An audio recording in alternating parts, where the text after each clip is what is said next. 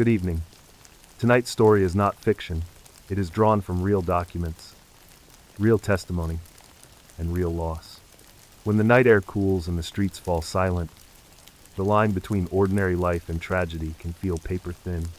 Somewhere in Montana, a summer wind still carries the scent of wild pine through an empty valley where a young man once promised forever.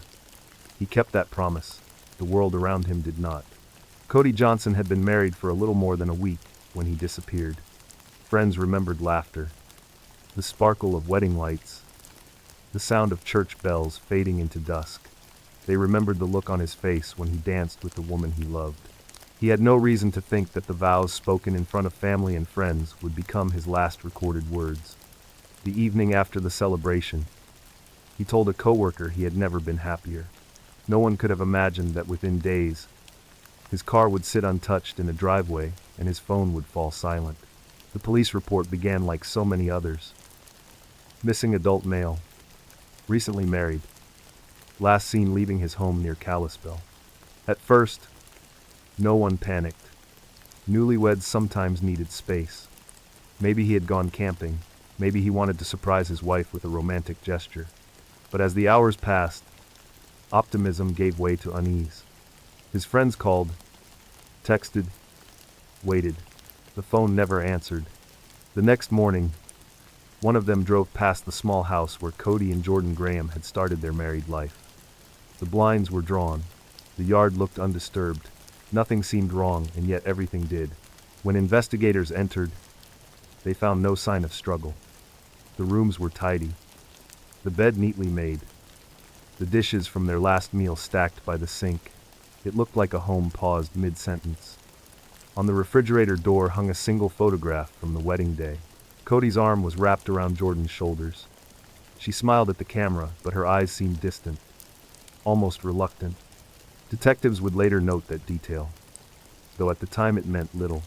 The first interviews began quietly. Friends described Cody as outgoing, playful, loyal. Jordan, by contrast, was reserved and uneasy in crowds. One friend told police that the marriage had surprised everyone. Another admitted he had tried to talk Cody out of it, but love, in its pure form, is blind to the patterns others see. Cody believed he could make her happy. He believed patience and kindness could soften whatever distance lingered between them. That belief would soon be tested against the weight of truth. When search teams canvassed Glacier National Park, they found tire marks near the west entrance, matching Cody's car. The tracks led toward a scenic overlook, known for its sweeping view of Lake McDonald. It was the kind of place couples visited to watch the sunset.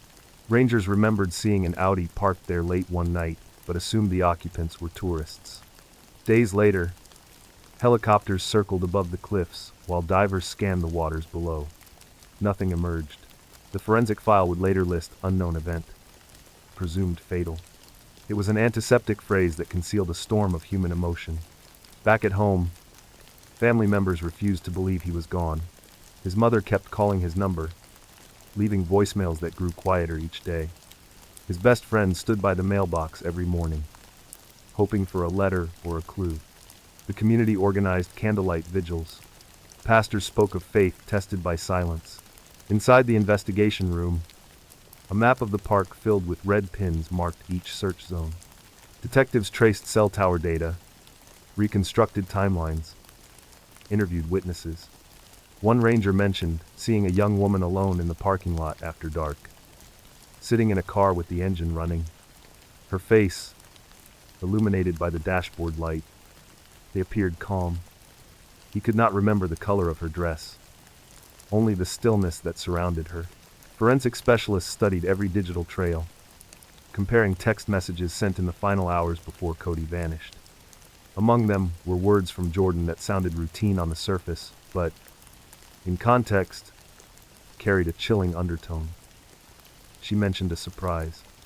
Investigators would later circle that word in their notes again and again. As rain swept across the valley that week, the search shifted from hope to recovery.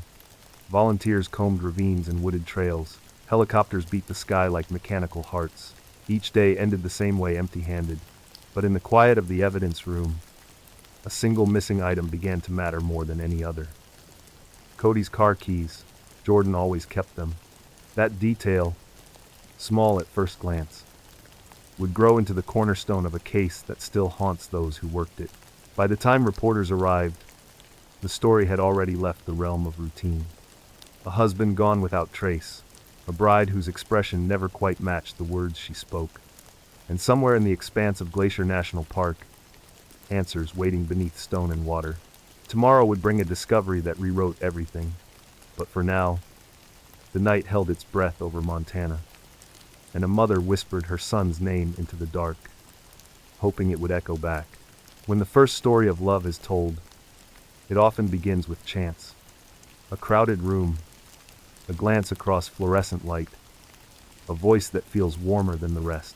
For Cody and Jordan, that beginning unfolded in a small Montana town where weekends meant church service, fast food, and the comfort of routine. They met after an evening gathering, both young, both searching for purpose. He noticed her quiet posture, the way she kept her eyes on the floor. He thought it meant shyness. He never imagined it might mean something deeper: distance, fear, or a secret she did not yet understand herself. Friends said that Cody lit up when he talked about her. He was the kind of man who believed love could fix anything. When Jordan hesitated to join social events, he told others to give her time. When she avoided affection in public, he said she was modest. He made excuses for her because that is what gentle people do when they love without caution. Over months, he worked long hours and saved his paychecks for a ring. He wanted to build a life around a woman he believed was fragile, not calculating. The courtship looked wholesome from the outside. Church picnics, photos on gravel roads, two young faces smiling beneath the wide Montana sky. Yet behind those smiles lay a pattern that those closest to them began to notice. Cody's friend Cameron called it imbalance. Every plan, every decision, every gesture came from him. Jordan gave little back. She avoided emotion like it was a test she might fail. When he spoke about the future, she changed the subject. When he mentioned moving in together, she said she needed more time. He took it as respect for tradition. Others saw it as something colder. By the winter before their wedding, Jordan's texts to friends revealed cracks in the perfect picture. She complained of feeling trapped by expectations. She said Cody was too enthusiastic, too affectionate. She used words like overwhelmed and confused. One message, later entered into evidence, read almost like a confession. He is happy, and I should be happy. But I am not. Those who read it after the tragedy would wish they had seen more in those words. The wedding took place in the warmth of early summer. Photographs showed sunlight on lace, a line of bridesmaids holding pastel flowers, guests clapping as the couple kissed. Cody's mother cried. Jordan looked at the ground. When the reception ended, Cody thanked everyone, promising to be the best husband he could be. Jordan said little. But that night, she sent a message to her maid of honor, saying she was second-guessing everything. She had married a man she did not want to hurt, yet could not bring herself to love. From a psychological standpoint, investigators later concluded that Jordan displayed signs of emotional withdrawal common in controlled personalities, individuals who value appearance over honesty. Her behavior fit the pattern of someone who performs affection because they feel required to, not because they feel it. That gap between action and emotion would soon become lethal. In the weeks after the ceremony, friends saw less of Cody. He still came to work smiling, still bragged about his wife, but the stories grew thinner. He stopped bringing lunch because she said she preferred quiet meals. He stopped weekend racing because she said it was childish. He started changing without realizing it, trimming away parts of himself to keep the peace. This transformation, documented through testimony, became a timeline of erosion. Meanwhile, Jordan confided in one friend about doubts that sounded more like dread. She said she felt suffocated by marriage, that physical closeness made her anxious. The friend urged her to seek counseling, to postpone intimacy until she was ready. Jordan nodded, but instead of seeking help, She began rehearsing explanations for why her husband might someday not return home. Forensic investigators later pieced together the last week before Cody's disappearance from digital traces. Texts, emails, and surveillance placed them together almost constantly. They went to church, shared meals, shopped for groceries. Everything looked normal until the final Sunday. That morning, she smiled at his family.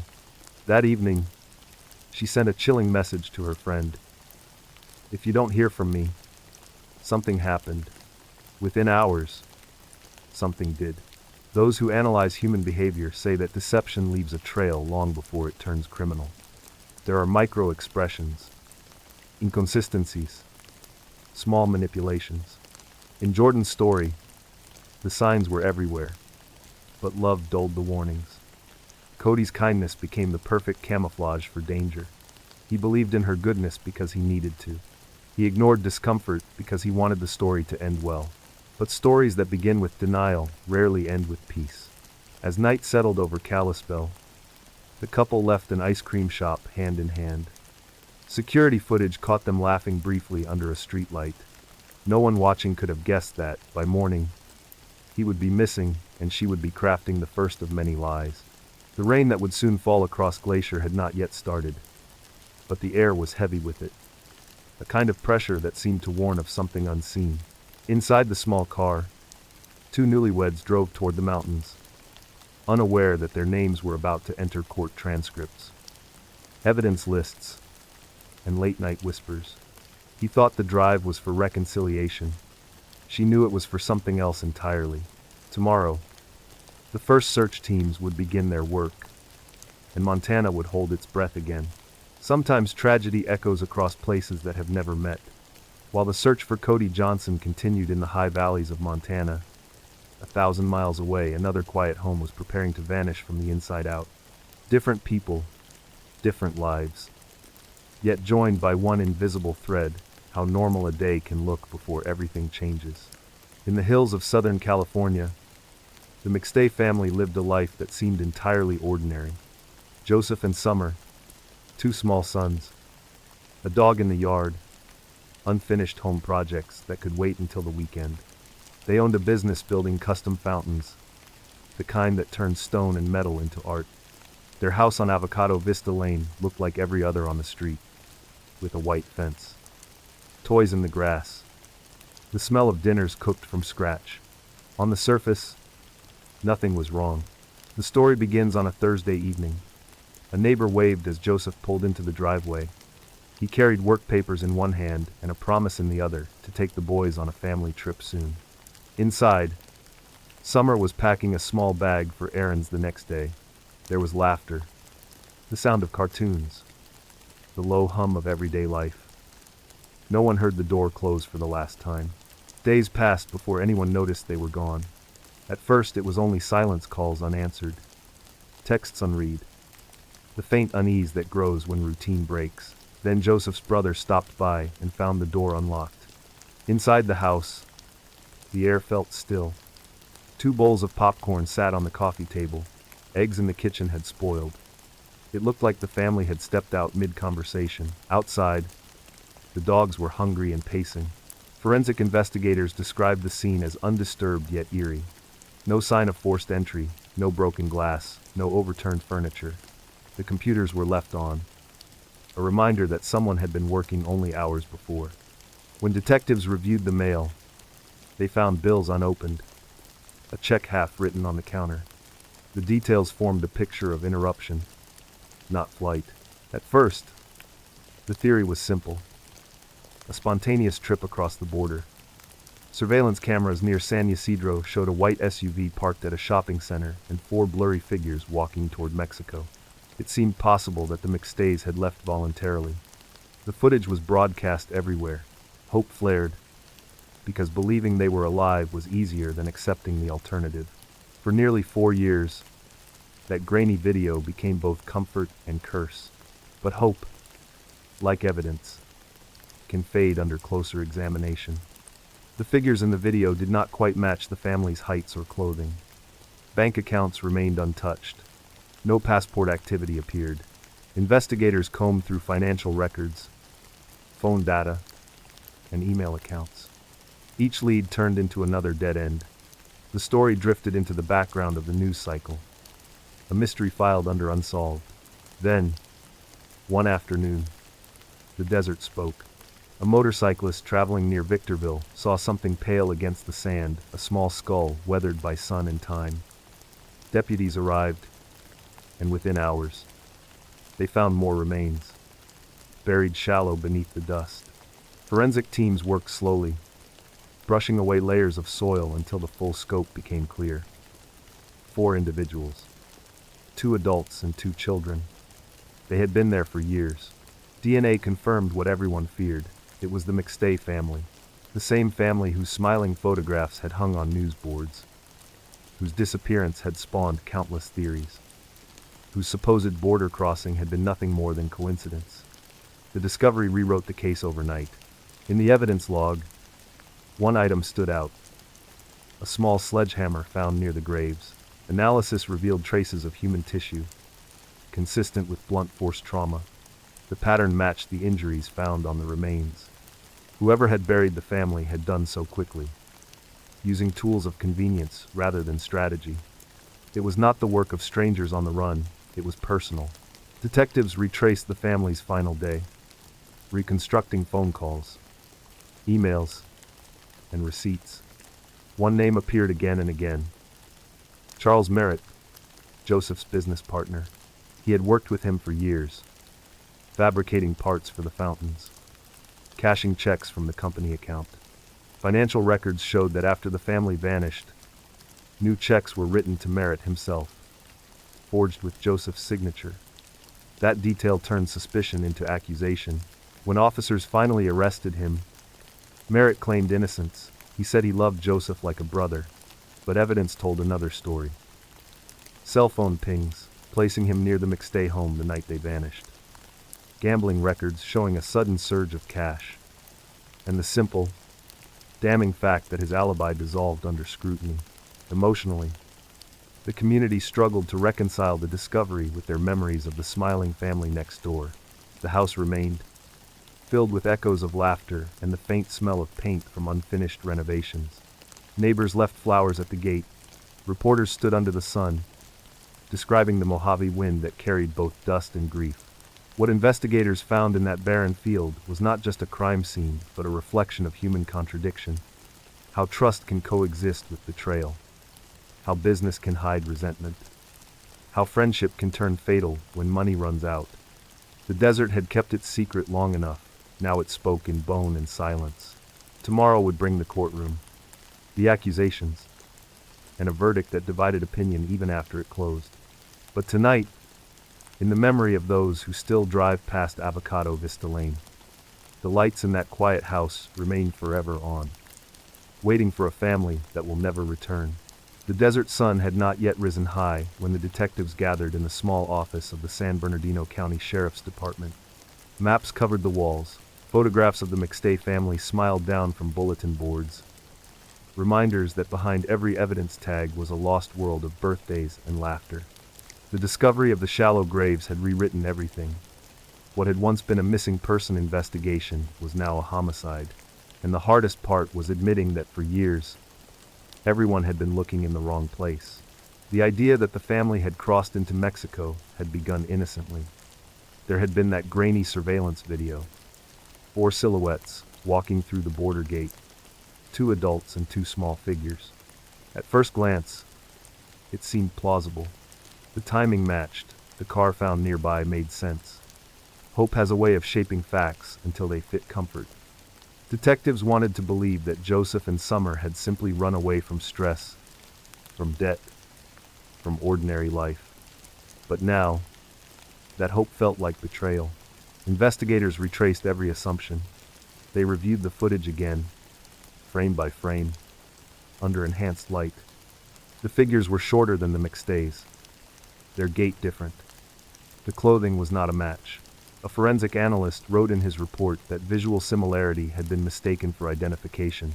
It was the kind of error that spreads quietly until it becomes truth. For nearly 4 years, Resources had followed the wrong trail because a shadow looked familiar. While the media chased the border theory, vital evidence had been waiting in the Mojave wind. The car, the finances. The phone records, all of it had hinted that the family had not left by choice. Yet those clues were buried under layers of wishful thinking. It was easier to imagine them living in a small town across the border than buried in sand. Inside the evidence locker, boxes of files from the early days of the case sat untouched. Detectives opened them again, reading old interviews as if for the first time. They found notes describing a business dispute between Joseph and his partner, Charles Merritt. There were references to unpaid invoices, arguments about contracts, and a meeting that never happened. At the time, those details seemed minor compared to the mystery of a family vanishing without a trace. Now they read like warnings. The forensic accountants followed the money trail. They discovered checks written from Joseph's company after his disappearance, each bearing his signature but printed on new paper stock. Experts examined the ink, the alignment of the letters, the pressure of the pen strokes. They concluded that the handwriting was forged. Merritt had tried to mimic his partner's style, but could not replicate the slight upward tilt of his writing. It was proof that someone alive had pretended Joseph still existed. Emotionally, the revelation shattered the fragile narrative the community had built to protect itself. For years, people had told themselves that the family was safe somewhere, living under new names, maybe starting fresh. Now that illusion turned to grief. The vigils held in their memory took on a different tone, less hopeful, more haunted. Prosecutors began building their timeline. They believed Merritt had visited the McStay home under the pretense of business, possibly during dinner hours when neighbors would not notice. They theorized that an argument escalated, that financial desperation and pride mixed into violence. The forensic evidence from the burial site supported that view. The blows were delivered with precision and force, consistent with someone familiar with heavy tools. The sledgehammer found near the graves linked to a brand Merritt had purchased for his workshop. In interviews, Merritt appeared calm, even sympathetic. He spoke of Joseph in the present tense, as if refusing to accept what he had done. Investigators watched his hands as he talked. They noticed how he tapped his fingers against the table in a steady rhythm. Not nervous, but calculated. One detective later said that listening to him was like hearing someone describe a dream they wished were true. The case moved toward court. Each new piece of evidence layered atop another. Cell tower data placed Merritt's phone near the McStay residence on the night the family vanished. Receipts showed fuel purchases along the route toward the desert burial site. His gambling records revealed thousands of dollars spent at casinos immediately afterward. The pattern was unmistakable. Death, followed by indulgence. Forensic psychology experts prepared reports for the prosecution, describing a blend of greed and resentment often found in crimes of financial betrayal. They wrote about the fragile ego of a man who could not face losing control. The emotion beneath their analysis was not anger but sorrow, a recognition that such violence often grows quietly, fed by denial until it erupts. When the trial began, the courtroom filled with the heavy silence of people confronting the unimaginable. Family members sat clutching tissues. Jurors listened to days of testimony about bone fractures, soy samples, and forged documents. The defense argued that circumstantial evidence was not proof beyond doubt. The prosecution countered with the relentless logic of detail. Piece by piece, they rebuilt the night of the murders. The verdict would come later, but even before it did, the truth had already settled like dust. The McStay family had never crossed into Mexico. They had been betrayed in their own home, buried in the desert by a man they trusted. The border theory that once offered hope became a lesson in how illusion can delay justice. Outside the courthouse, reporters described the dry wind moving across the parking lot.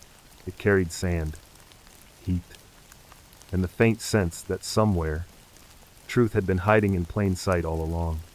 The cameras turned away, but the feeling lingered, that ache that comes from realizing how far people will go to deny what they fear most. Tomorrow, another story would begin under a different sky. Another case where trust would fracture and love would turn dangerous. But tonight, The desert was quiet again, its silence heavier than before. The Mojave has a way of keeping secrets until it decides the world is ready to hear them. Its silence is not empty, but patient, filled with the whisper of wind moving over sand and stone. In that stillness, the story of the McStay family reached its final chapter, one written not in ink, but in dust and bone. It began when a motorcyclist stopped to rest near a patch of scrubland north of Victorville. He saw something pale glinting in the sunlight, something that did not belong among the rocks. At first, he thought it was a fragment of shell, maybe part of an animal skeleton.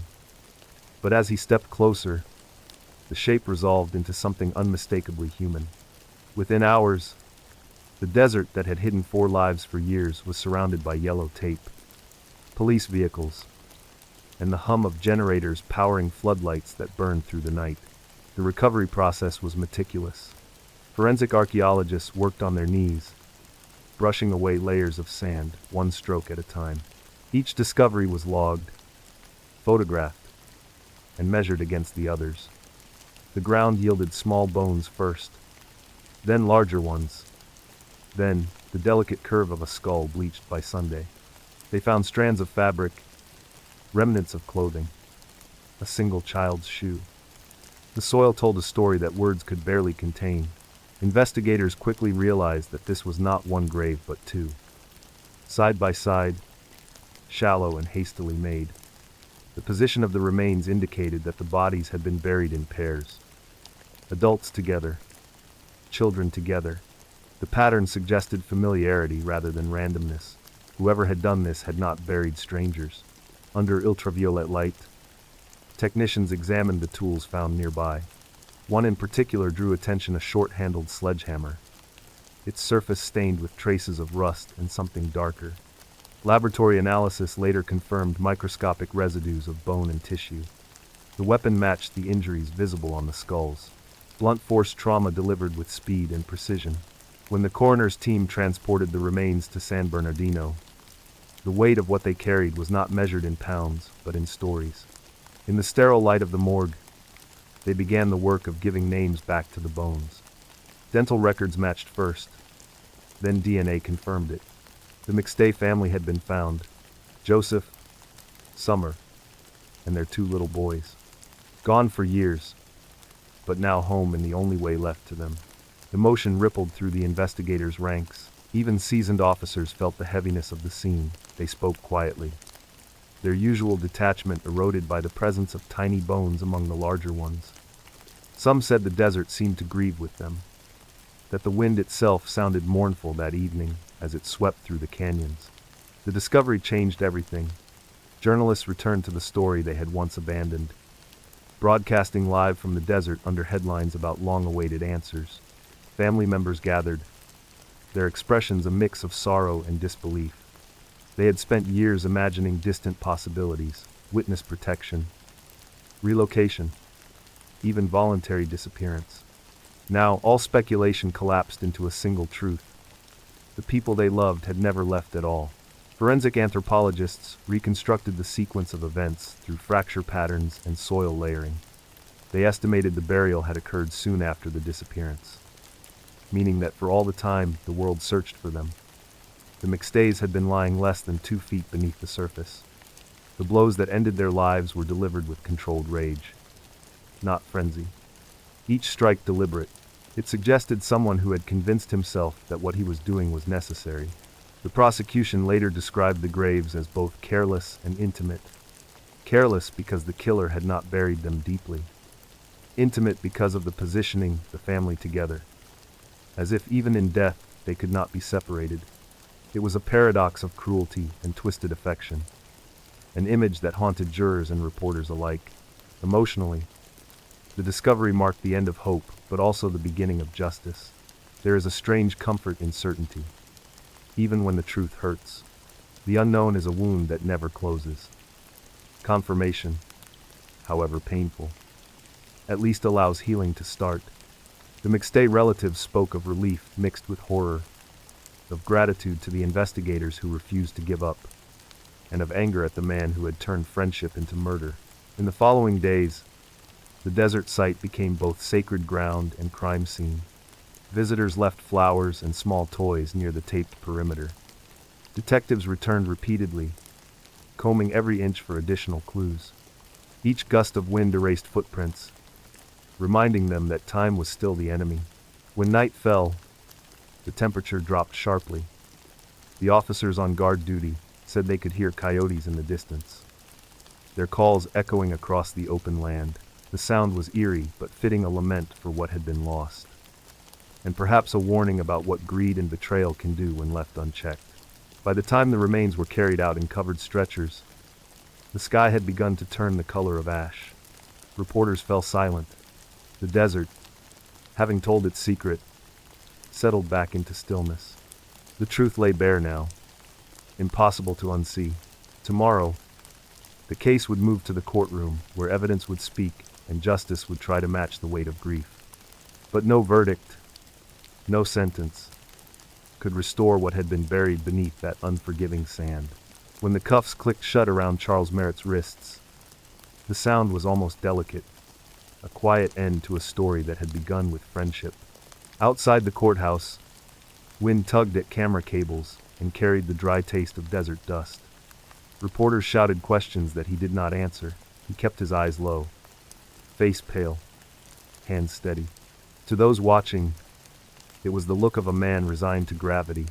Investigators had spent years building the case that led to that moment. The discovery of the McStay family's graves had opened the floodgates.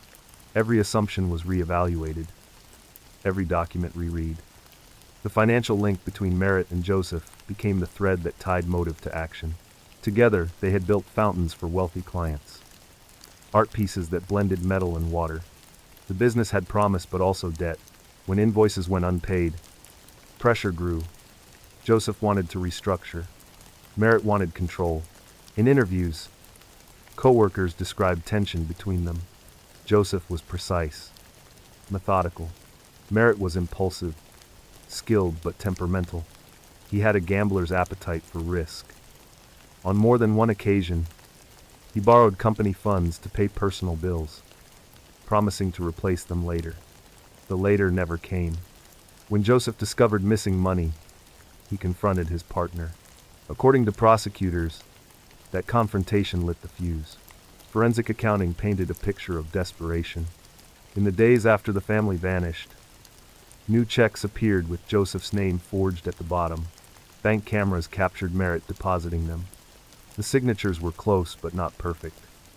The loops in the letters were too sharp, the spacing inconsistent. Experts testified that only someone with access to Joseph's handwriting samples could have produced them. It was not random fraud, it was imitation born of proximity. Cell tower data traced Merritt's phone from his home to the McStay residence on the night of the murders. Then later along the route toward the desert. Fuel receipts matched the timeline. In court, prosecutors played the sequence like a metronome of evidence, one detail clicking neatly into the next. But evidence tells only half the story. The other half lies in motive, that shadowed terrain where logic and emotion blur. Merritt told investigators he had loved Joseph like family, that he would never hurt him. Yet beneath that claim lay resentment. Friends said he felt undervalued, that Joseph's cautious nature held back the business. He wanted recognition, autonomy, money. When he sensed it slipping away, the fear of failure turned inward, twisting into justification. Psychological experts later testified that Merritt displayed traits common among offenders driven by narcissistic rage. He could charm, deflect, and deny in the same breath. His calmness during questioning unsettled detectives. One recalled that he never once asked how the family had died. Instead, he wanted to know what evidence they had found. During the trial, prosecutors described the crime as both practical and personal. Merritt knew the family's schedule, knew the layout of their home, knew how to silence them quickly. The sledgehammer found near the graves matched tools from his workshop. Trace residues of paint unique to his projects were discovered on the handle. It was as if the weapon itself carried his signature. Emotionally, the courtroom was a crucible. Family members filled the benches, their grief restrained but visible. They listened to every word, to every photograph projected on the screen, to every technical term translated into human meaning. When the pathologist described the wounds, Summer's mother covered her face. The jurors stared straight ahead, as if looking away would break something fragile inside them. Merritt's defense team tried to sow doubt. They suggested that other business partners might have been involved, that the evidence was circumstantial, that no witness had seen the crime.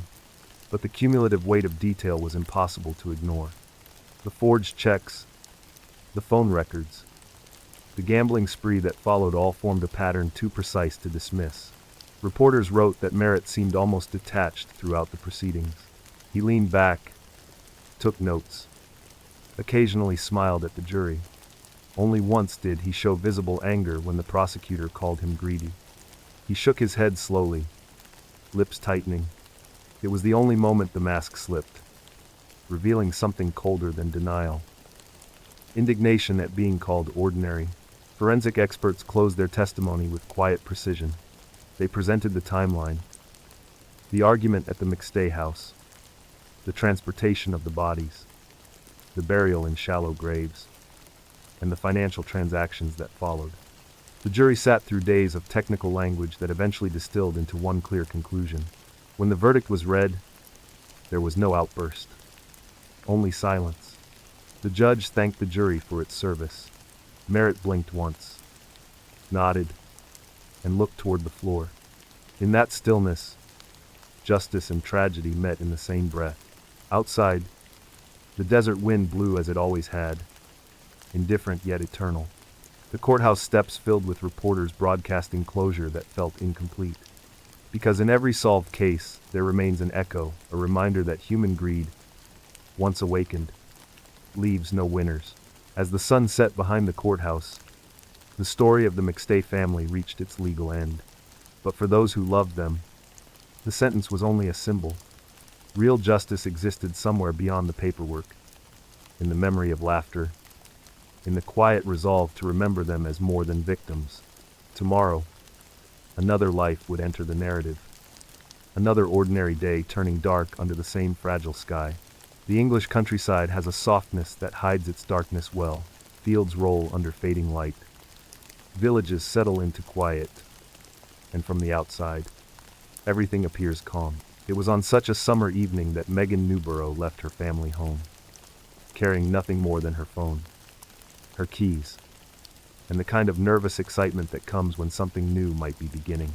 Megan was 23, the sort of person who made others feel instantly at ease. Her laughter filled rooms, her kindness was unforced, and her family often said she carried sunshine with her wherever she went. She worked in human resources at a manufacturing company called Ibstock Brick. It was not glamorous work, but she treated it with the same dedication she brought to everything. She was building her future, one ordinary day at a time. At her office, she had recently grown close to a colleague, a laboratory technician named Ross McCullum. He was older, quiet, polite in a way that seemed respectful rather than shy. Their chats began as small talk about work, then turned more personal. Messages were exchanged after hours, playful, a little flirty. Friends later said Megan spoke about him with curiosity, not infatuation. She thought he was awkward but genuine. No one saw reason to worry. On that Friday evening, Megan told her parents where she was going. She said she was driving to Ross's house in Colville, a short trip from her home in Nuneaton. It was their first time spending time together outside of work. She promised to be back by 9. Her mother smiled, told her to have fun, and watched her drive away. The light lingered on the street as her car disappeared around the corner. The drive was uneventful. 20 minutes through familiar roads bordered by hedgerows and fields. Megan might have had music playing softly, the kind that matches an early summer mood. When she reached Ross's home, a semi-detached house on Windsor Close, she parked outside and walked to the door. The Ring camera on his front porch captured her arrival. She looked relaxed, her smile faint but warm. She stepped inside. That would be the last time anyone saw her alive. From a forensic perspective, what happened next was reconstructed through traces, digital timestamps, fingerprints. and blood patterns. There were no witnesses. No sounds reported by neighbors. Ross would later claim that during an intimate moment he experienced a sudden flashback to childhood trauma, that he panicked and lost control. The evidence told a different story. Inside his bedroom, investigators later found signs of struggle inconsistent with an accident. The pattern of marks on the bedding and the floor showed that Megan had tried to resist. The pathologist determined that she was strangled before her throat was cut with a knife. The injuries were deliberate, not the result of an impulsive outburst. Each action required time, strength, and decision. Afterward, Ross began to clean. He wrapped the body, gathered her belongings, and made a series of calculated moves that revealed planning rather than shock. He drove into the countryside, to Beacon Hill Country Park, a place known for its sweeping views of the Leicestershire landscape. Under the cover of night, he dragged her body into the undergrowth and left her there, hidden from the road but close enough for fate to find. Then came the cover-up. CCTV cameras later caught him parking Megan's car at a college miles away, walking away calmly. His hood pulled up. He threw away her boots, her glasses, and the sheets from his bed, disposing of each item in different bins to slow investigators.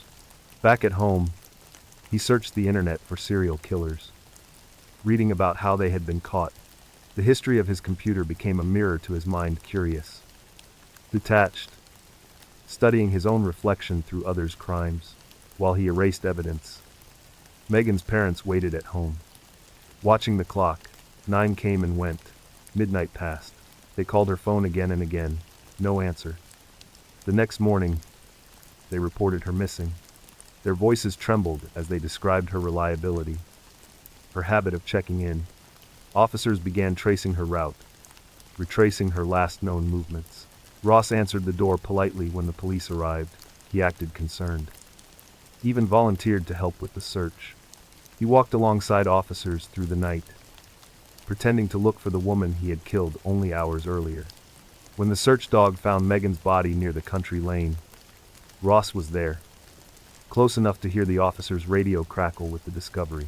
Emotionally, the contrast between appearance and reality was unbearable. Friends who had known Ross from work could not reconcile the quiet technician with the brutality of the crime. Megan's family faced the kind of pain that has no vocabulary, grief tangled with disbelief. Love replaced by a question that will never be answered. Why? Forensic investigators collected every thread of the story: blood traces, GPS data, and search histories. They built a timeline, minute by minute, until the truth became impossible to deny. The prosecution would later call it a case of manipulation and control, a murder born not from passion, but from the need to dominate another life. Megan's story traveled far beyond her hometown. People who had never met her felt the weight of her loss. Her photographed bright eyes, open smile appeared on screens across the world, a reminder that evil often wears the mask of normality. That evening, as rain moved across the fields where she had been found, detectives stood silent, heads bowed. The countryside that had seemed so gentle now carried the memory of violence. Trust had been betrayed in the simplest setting, a first meeting. A quiet street. A young woman who believed she was safe. Tomorrow, the investigation would peel back the layers of deception, revealing how one man's calm exterior concealed calculation and cruelty. But for now, the night settled over the English Midlands, and somewhere beyond the hedges, grief began to take root.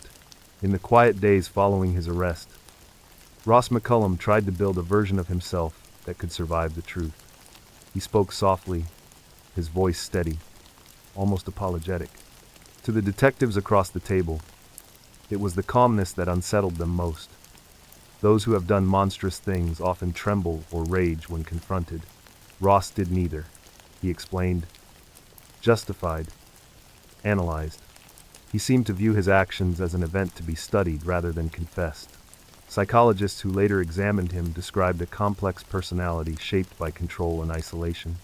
He claimed to have suffered childhood trauma, to live with post-traumatic memories that haunted him like shadows behind glass. His defense team would build an entire narrative around that claim.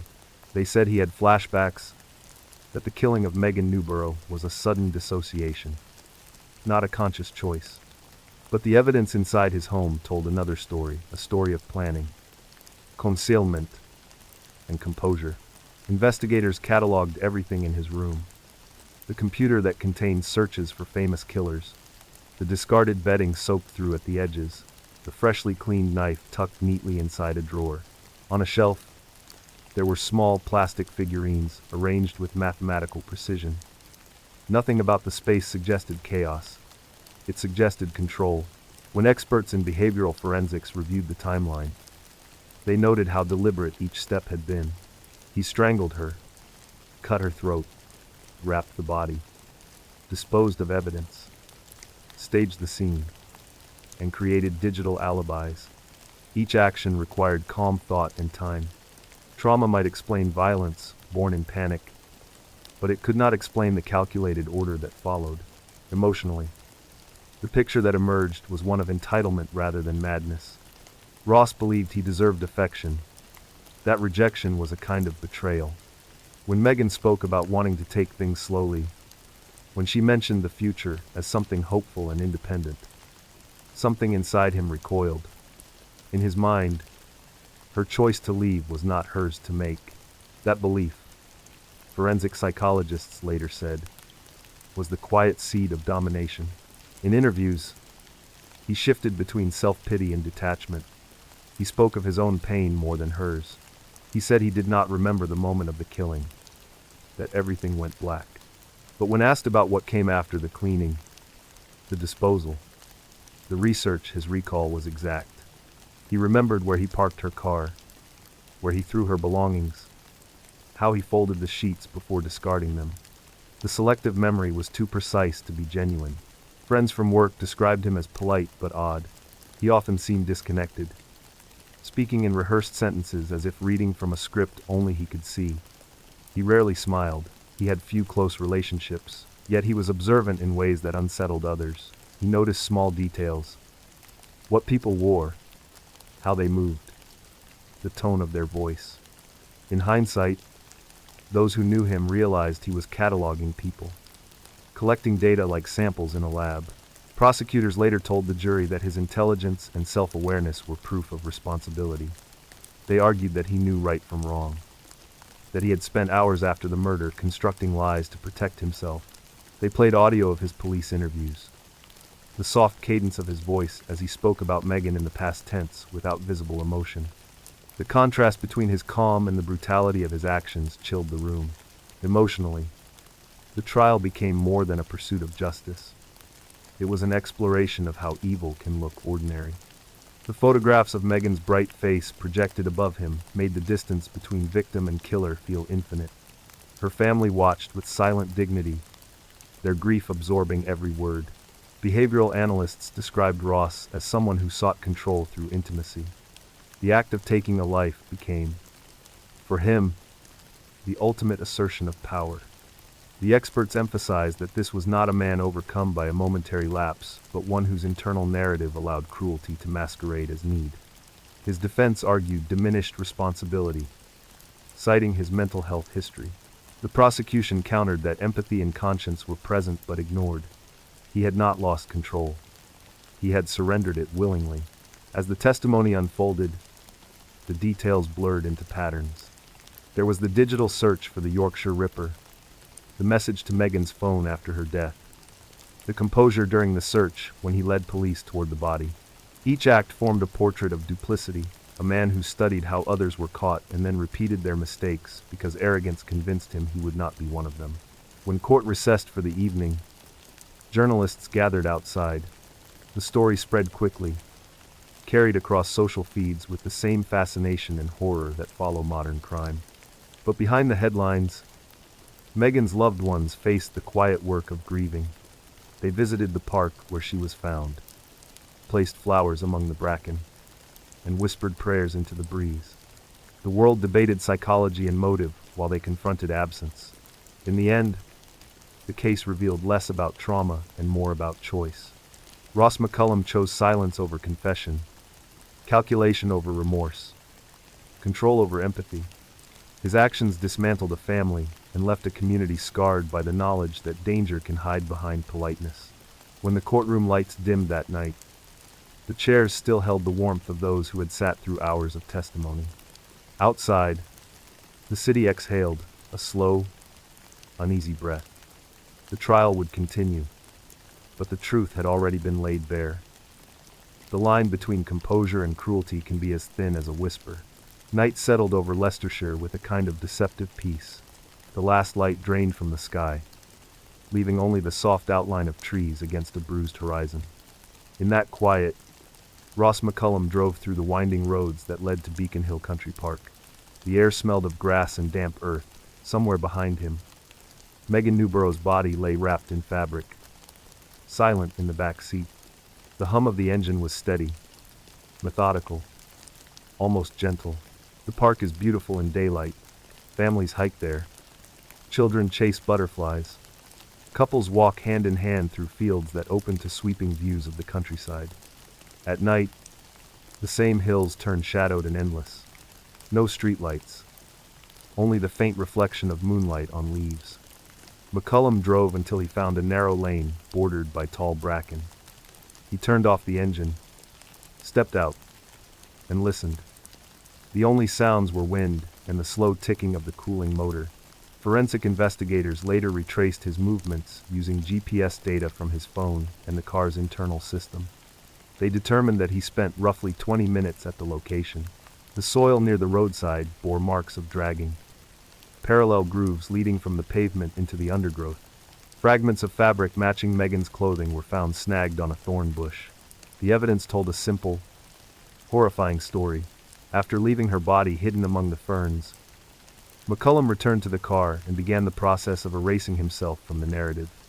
He drove to a college parking lot in Loughborough, left her car there, and walked away. Security footage captured him passing under the glow of a streetlight, his stride even, his face expressionless. He carried nothing but his phone. When investigators later analyzed his behavior frame by frame, they saw no panic, no confusion, only focus. Back home, he cleaned. Sheets stripped from the bed, clothing washed, knife rinsed under running water. He wiped surfaces, disposed of towels, and divided the trash among different bins across the area. CCTV captured him driving to multiple locations, each time discarding a single item. It was a strategy designed to fragment the evidence, to turn the investigation into a puzzle missing its corners. But technology, like conscience, remembers. Cell towers logged every journey. Cameras caught every glance of his vehicle. The digital trail became the thread that led investigators straight back to him. Within hours of Megan being reported missing, his name surfaced as the last person to have seen her. Emotionally, the cruelty of what followed is hard to comprehend. While the Newborough family pleaded for information, while officers combed the countryside with flashlights and dogs, Ross joined the search. He stood beside police, offering help, feigning concern, even suggesting possible routes she might have taken. He led them toward Beacon Hill, the very place he had left her. When the search dog alerted, his reaction was almost imperceptible. A brief exhale, a tightening of the jaw. The mask held, but not perfectly. The discovery of Megan's body broke the illusion. Detectives noted that Ross did not collapse or cry. Instead, he offered theories. He spoke about strangers, about coincidence, about not understanding what could have happened. The rehearsed calmness that had once made him seem composed now made him monstrous. It was not the quiet of grief, but of calculation. Forensic teams processed the scene through the night. They mapped the location of the body. I photographed the impressions in the soil and collected fibers that linked back to Ross's home. The pattern of injuries confirmed deliberate violence. The cut to her throat was clean, not clumsy. The act required control, not panic. The pathologist's notes described it as deliberate, sustained, and purposeful. When investigators searched his house, they found traces of Megan's DNA on a wall near his bedroom door. They also discovered internet searches made after the killing, queries about how police trace evidence, how long DNA lasts, and how famous killers were caught. The timeline showed a chilling composure. He had killed, cleaned, researched, and slept. Emotionally, the contrast between his cold precision and Megan's warmth tore through the community. Friends remembered her as caring, mischievous, the person who made everyone feel included. They could not imagine her final moments, the fear she must have felt, the betrayal of realizing that the man she trusted saw her not as a person but as something to control. Her parents later said they wished they had asked her to stay home that night. Regret became their new language. In court, the prosecution would replay these events as a sequence of decisions rather than impulses. Each movement across the dark countryside was deliberate. Each search, each lie, each disposal was an act of preservation, not of Megan's memory, but of his own freedom. The defense called it confusion. The evidence called it planning.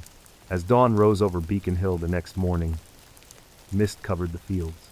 Investigators stood among the ferns, their boots sinking slightly into damp soil. Birds began to sing, the world resuming its normal rhythm as if unaware of what had happened. One officer said later that it was the hardest sunrise he had ever seen, beauty and horror sharing the same light. That day, the photograph of Megan's smile appeared on every news channel, paired with a single word: murdered. For the Newborough family, time stopped. For Ross McCullum, it began to run out. Tomorrow, the courtroom would become a theater of truth, where every calculated move would be exposed under a light brighter than the one he had tried so hard to avoid. The courtroom smelled faintly of paper and polished wood, the scent of bureaucracy layered over grief. Sunlight filtered through tall windows, falling in pale bars across rows of silent faces. The family sat together, hands clasped, eyes fixed on the man who had taken their daughter. Across the aisle, Ross McCullum appeared calm, almost detached, as if he were watching a film about someone else. In a way, he was. The version of himself he showed to the world was a character built from excuses. The prosecution opened with a timeline so precise it felt mechanical. Each step of the crime, each movement traced by digital evidence, unfolded in quiet detail. The jury listened to the soft click of the projector as photographs appeared on the screen. Megan's car parked at the college, the path where her body was found, the knife recovered from his room. The prosecutor's voice stayed steady, no dramatics, no raised tones. The facts were heavy enough. Forensic specialists explained how data from Ross's phone placed him at every crucial location. They showed text logs, proving that he sent messages to friends, pretending everything was normal, even as he disposed of evidence. He had researched serial killers within hours of the murder, reading about how they were caught, studying their mistakes. His searches included phrases like how long DNA lasts on skin and criminal cases solved by CCTV. Each inquiry painted the portrait of a man who believed knowledge could erase guilt. The defense countered with the story of trauma. They described a boy hurt long ago, a man haunted by flashbacks, a person who lost control when confronted with intimacy. They spoke about dissociation, about mental health, about a tragic accident. But the prosecution pointed to what came after the cleanup: the disposal, the research. They asked the jurors to consider how someone lost in panic could also plan a cover-up with surgical precision. During testimony, behavioral experts outlined what they called serial curiosity. Ross's pattern of studying violence was not born from fear but fascination. His internet history included documentaries about notorious killers, articles about police procedures, and message boards discussing how investigations unfold. It was as though he had been rehearsing long before Megan ever walked into his life. Emotionally, the tension in the courtroom thickened with each witness. Friends described Megan's kindness, her warmth, her habit of checking in on others. They spoke through tears, voices cracking as they tried to describe the void left behind. The contrast between her generosity and his indifference became the emotional axis of the trial. When the pathologist took the stand, The silence filled the room. She described the injuries with clinical precision, but her tone carried sorrow. The cuts were deliberate, she said. The pressure applied was steady. Megan would have lost consciousness quickly, but not instantly. The jurors shifted in their seats, some pressing hands to their faces. The reality of what those words meant settled like weight on their shoulders. Ross watched, expression unchanged. Only when the judge asked him to confirm his name did he move, nodding slightly, voice barely audible. The detachment that once passed for composure now looked like arrogance. He seemed to believe that if he remained calm enough, he could outlast the story being built around him. In the gallery, Megan's mother gripped her husband's hand. They had promised each other they would not look away. They wanted to face every truth, no matter how unbearable. Their strength became a silent rebuke to the man who had stolen their daughter's future. The prosecution ended with a sequence of images. Megan's smile at work, her car under a streetlight, the hillside where she was found. The contrast between life and death, between innocence and control, said more than any argument could. The prosecutor turned to the jury and said softly that this was not a story of confusion, but of possession. A man who could not stand the idea of a woman choosing something other than him. The defense made its final appeal, repeating words like trauma, accident, and remorse. But remorse never appeared in Ross's face, only endurance. The jurors returned to their chamber with those images burned into memory. When they emerged, hours later, the verdict carried the weight of certainty. Guilty, not of manslaughter, of murder. The family exhaled as though they had been holding their breath since the day she disappeared. Tears came, not of relief but of release. The judge thanked the jurors and set a date for sentencing. Outside, reporters waited in the rain, microphones pointed toward the courthouse doors. When the family stepped out, they said only that justice had been done, though no justice could bring Megan back. Forensic analysts packed their files, the story complete in the legal sense, but unfinished in the human one. The verdict was a conclusion for the court, not for the heart. That night, the street outside the Newborough home glowed under the rain. Candles flickered on the front steps, their flames bending with the wind. Neighbors stood quietly, umbrellas in hand, offering what comfort they could. Across the ocean of grief, a family stood in the doorway and whispered their daughter's name, letting it drift into the dark. Tomorrow, another case would begin, far from England, under a different sky. A young woman in Alaska would walk into the wilderness with someone she trusted, unaware that her story too was already being written. The light in Alaska during early summer is unlike anywhere else. It lingers past midnight, turning rivers into ribbons of silver and mountains into silhouettes that never fully disappear. It was in that endless daylight that a young woman named Cynthia Hoffman trusted the wrong person for the last time. Her story began not with danger, but with friendship. Cynthia lived in Anchorage, a city surrounded by wild beauty and quiet menace. She was 19, gentle, open, a little naive in the way that kindness often is. Those who knew her said she had a heart too big for the world. She worked small jobs, cared deeply for her family, and found joy in simple things, hiking trails, laughter, shared snacks after church. Her developmental disability made her see life through a softer lens, one where people were mostly good and intentions mostly pure. Her best friend was Denali Brimmer, another teenager, bright and social, always online. To Cynthia, Denali was more than a friend, she was a sister. They spent afternoons taking pictures, sending each other messages filled with emojis and plans for the future. Cynthia would light up whenever Denali called. That bond, so ordinary in appearance, became the key that opened the door to her destruction. Behind Denali's phone screen lived someone else, a man named Darren who called himself Tyler. He lived thousands of miles away in Indiana, a stranger whose voice Cynthia never heard. Darren was older, manipulative, and bored. He created a fantasy life online, pretending to be rich, powerful, and generous. He promised Denali money, attention, and even love. He offered her a reward too large to imagine if she completed what he called a challenge. The challenge was murder. In the beginning, Denali treated the messages like a game, but the longer she played, the more real they became. Darren told her he would send millions of dollars if she killed someone and recorded it. He wanted proof. What began as curiosity turned into commitment. To make his fantasy come true, Denali needed a victim. She chose the one person who trusted her completely. Cynthia received the invitation on a clear June morning. Denali said they should go on a hike to Thunderbird Falls, a popular trail just outside the city. Cynthia was excited. She packed a small backpack and told her family she'd be home before dinner. She met Denali and another teenager named Caden, whom she didn't know well. They drove out of Anchorage, windows down, music playing. To anyone watching, it was just three friends on a day trip.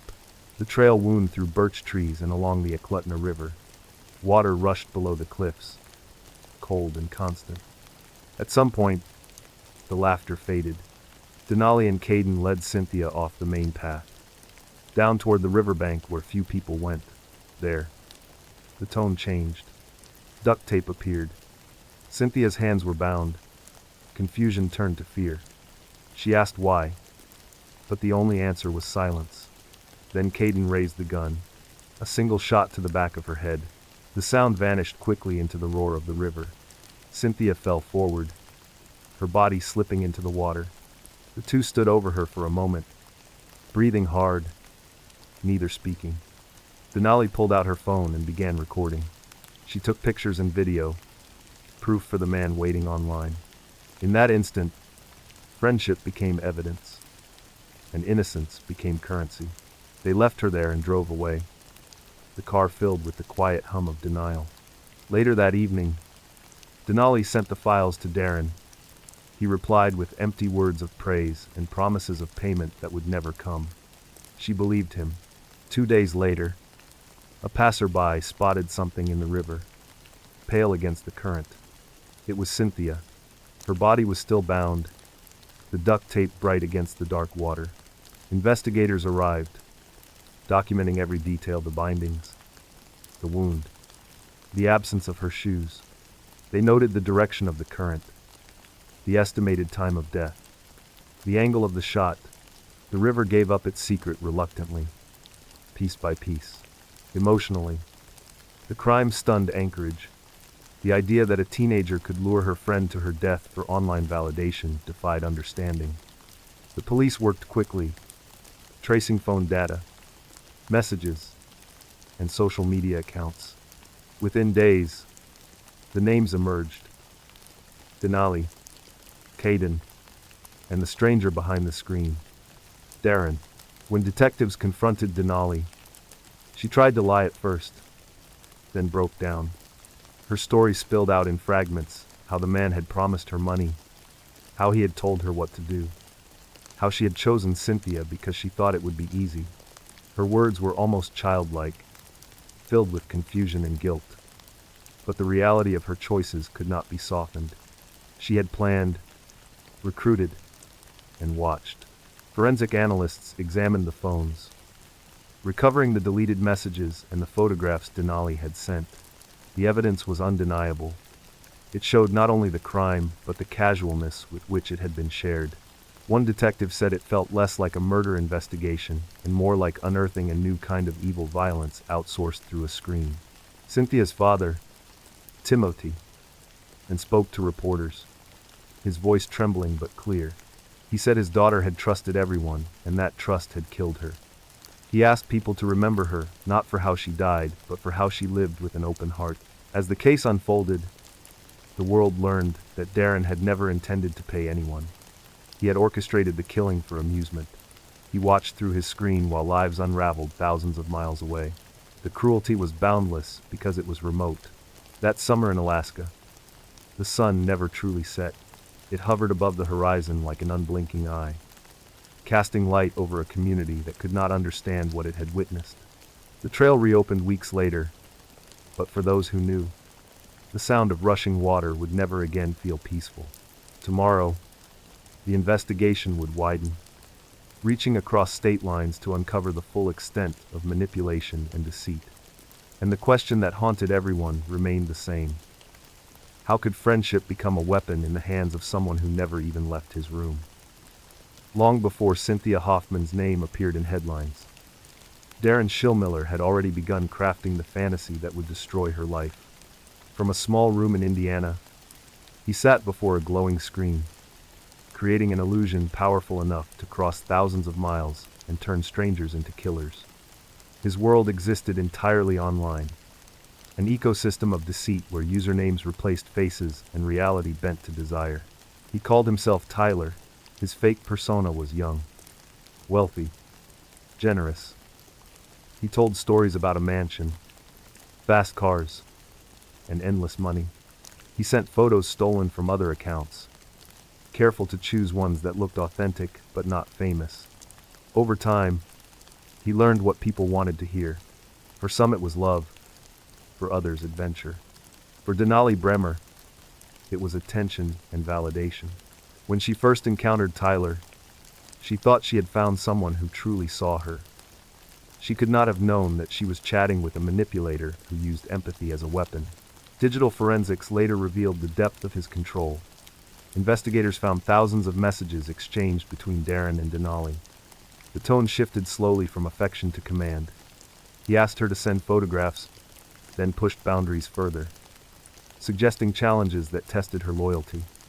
The final challenge was murder.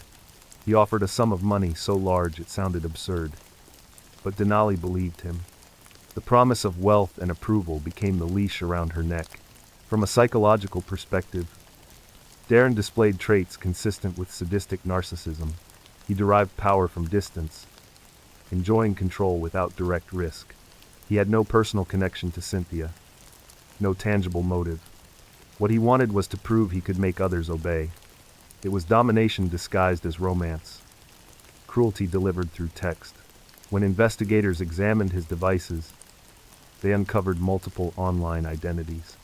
Each had its own backstory, its own set of victims. Some conversations ended harmlessly, others escalated into exploitation. He was a puppeteer of loneliness, studying the weak points of human need.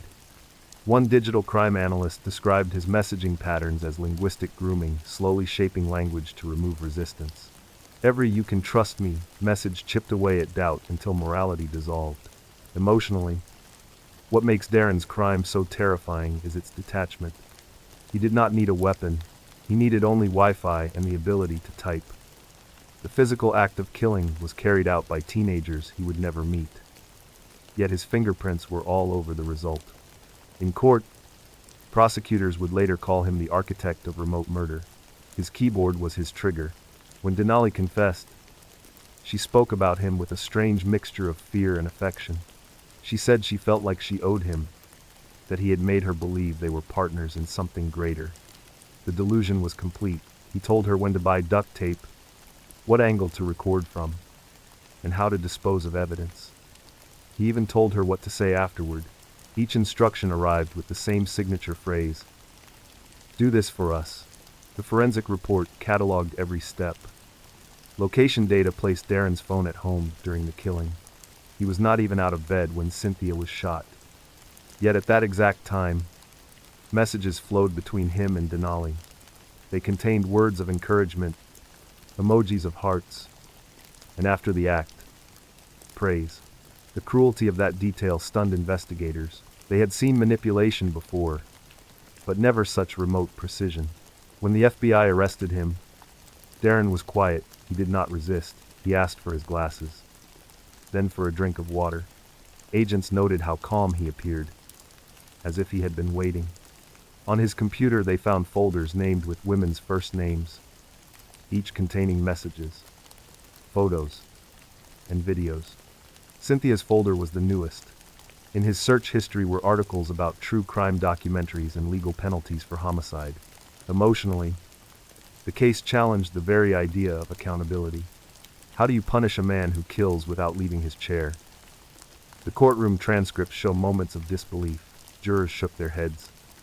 Lawyers paused mid-sentence, trying to comprehend how words could become bullets. Cynthia's father sat through every hearing.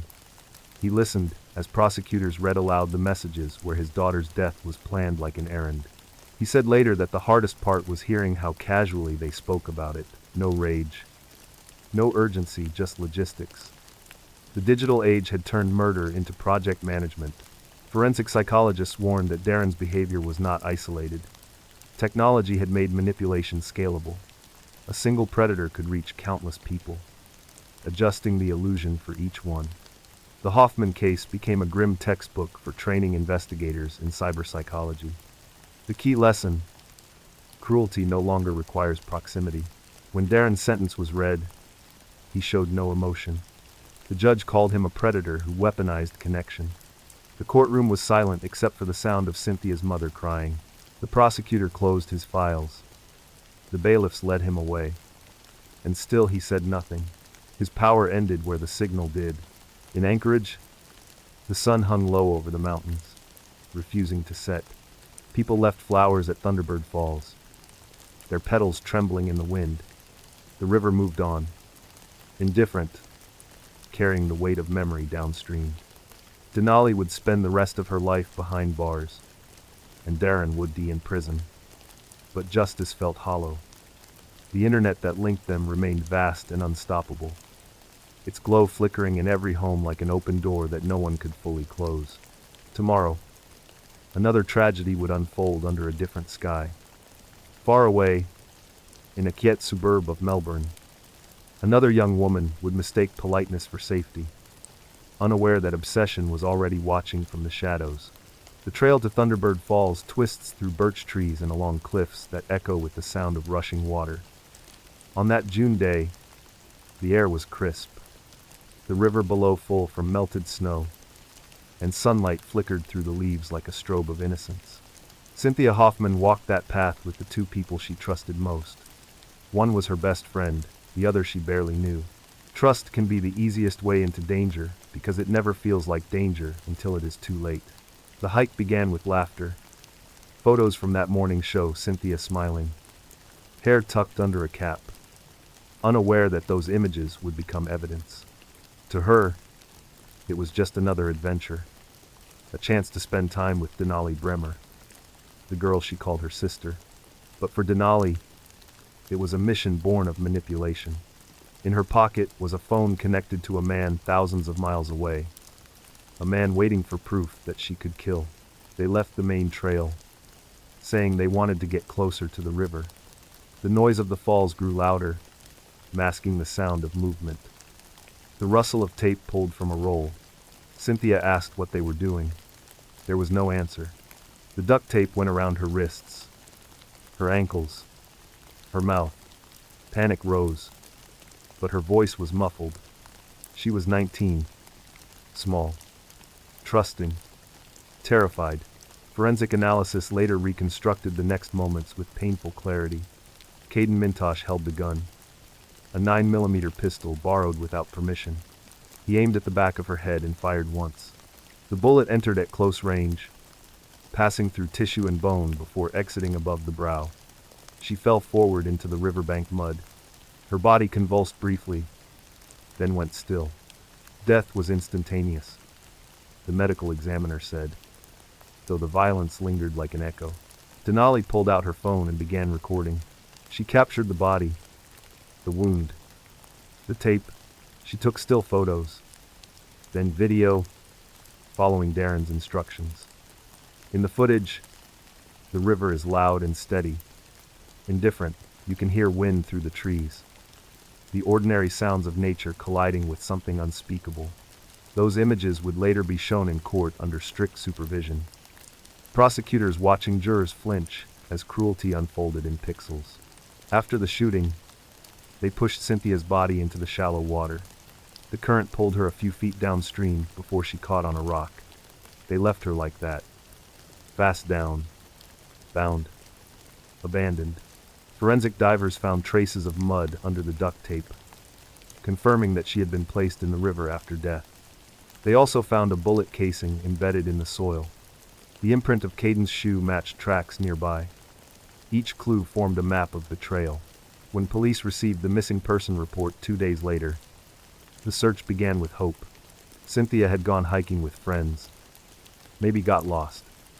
Maybe injured. Anchorage is vast, filled with wilderness that swallows people easily. But as investigators checked phone records, the pattern emerged. The last location ping from her phone came from the trailhead parking lot. Denali's phone data matched it, then moved away quickly toward the highway. Detectives brought Denali in for questioning. At first, she claimed ignorance. She said Cynthia had wandered off, that she had gone to look for help. But under the steady rhythm of interrogation, her story cracked. Her hands trembled as she admitted that there was video, that it was her phone, that someone online had told her to do it. The room went silent. The confession unfolded like a nightmare. Denali spoke of Tyler, the millionaire she had never met, the promises of money, the commands to prove loyalty. Each word deepened the horror. The officers recorded every statement, every pause.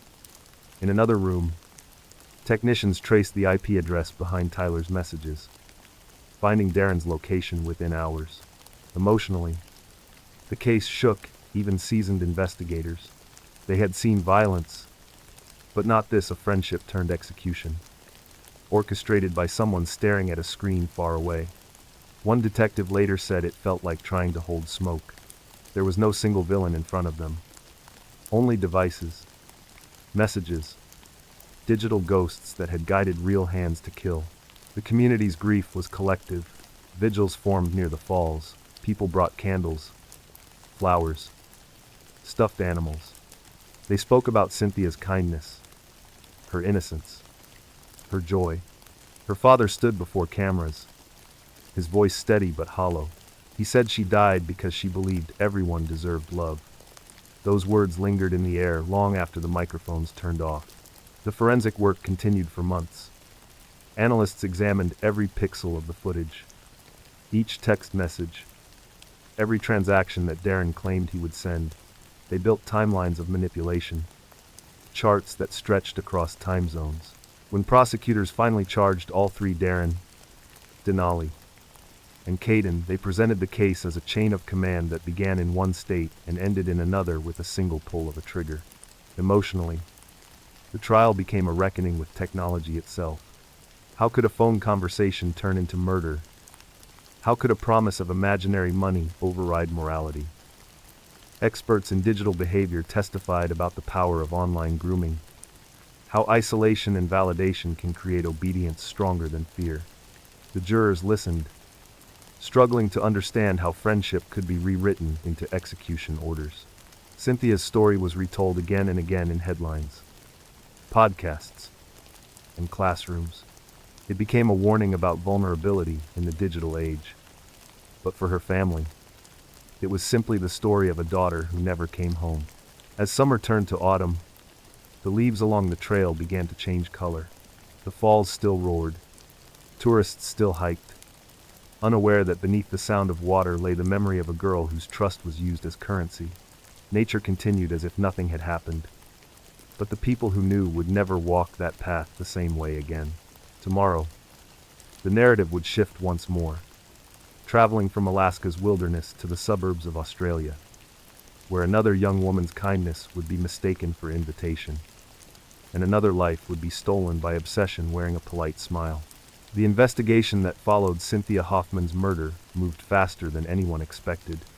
What began as a local tragedy in Anchorage became a case that stretched across states and into the depths of the digital world. Detectives, federal agents, and cybercrime specialists worked side by side, piecing together a story that no one wanted to believe, a story about young people manipulated into killing by a man who never left his home. The evidence was everywhere, hiding in plain sight. Phone records, chat logs, deleted videos, each one a thread in a web of control. Forensic analysts recovered conversations between Denali Bremer and Darren Schillmiller that read like instructions from a director to an actor. He told her when to film, what angles to use, what proof he wanted. He promised her millions of dollars and affection she had never received elsewhere. She obeyed every word. When Denali confessed, her voice broke, but her details were precise. She described the gun, the tape, the hike, and the message that followed the text from Darren congratulating her, calling her brave, calling her his partner. Those words became the centerpiece of the prosecution's case. They showed intent, planning, and control. This was not a random act. It was a coordinated crime executed through screens. Agents tracked Darren's IP address to a quiet town in Indiana. They arrived at his house before sunrise, surrounding it in silence. He was sitting at his computer when they entered, headphones on, eyes fixed on a chat window. He barely looked surprised. When they asked his name, he said it softly, as if admitting defeat. They searched the room, finding hard drives, flash drives, and multiple phones. The walls were bare, except for one poster, a printout of a luxury car similar to the one he had claimed to own. His fantasy was now a crime scene. The devices told the rest of the story. Investigators found folders labeled with women's names, each containing messages, photos, and instructions. Cynthia's folder was the most recent. Inside were screenshots of Denali's updates during the killing, messages where Darren coached her through it, and the final words, "You did it, baby. I'm proud of you." Those words chilled even the most seasoned detectives.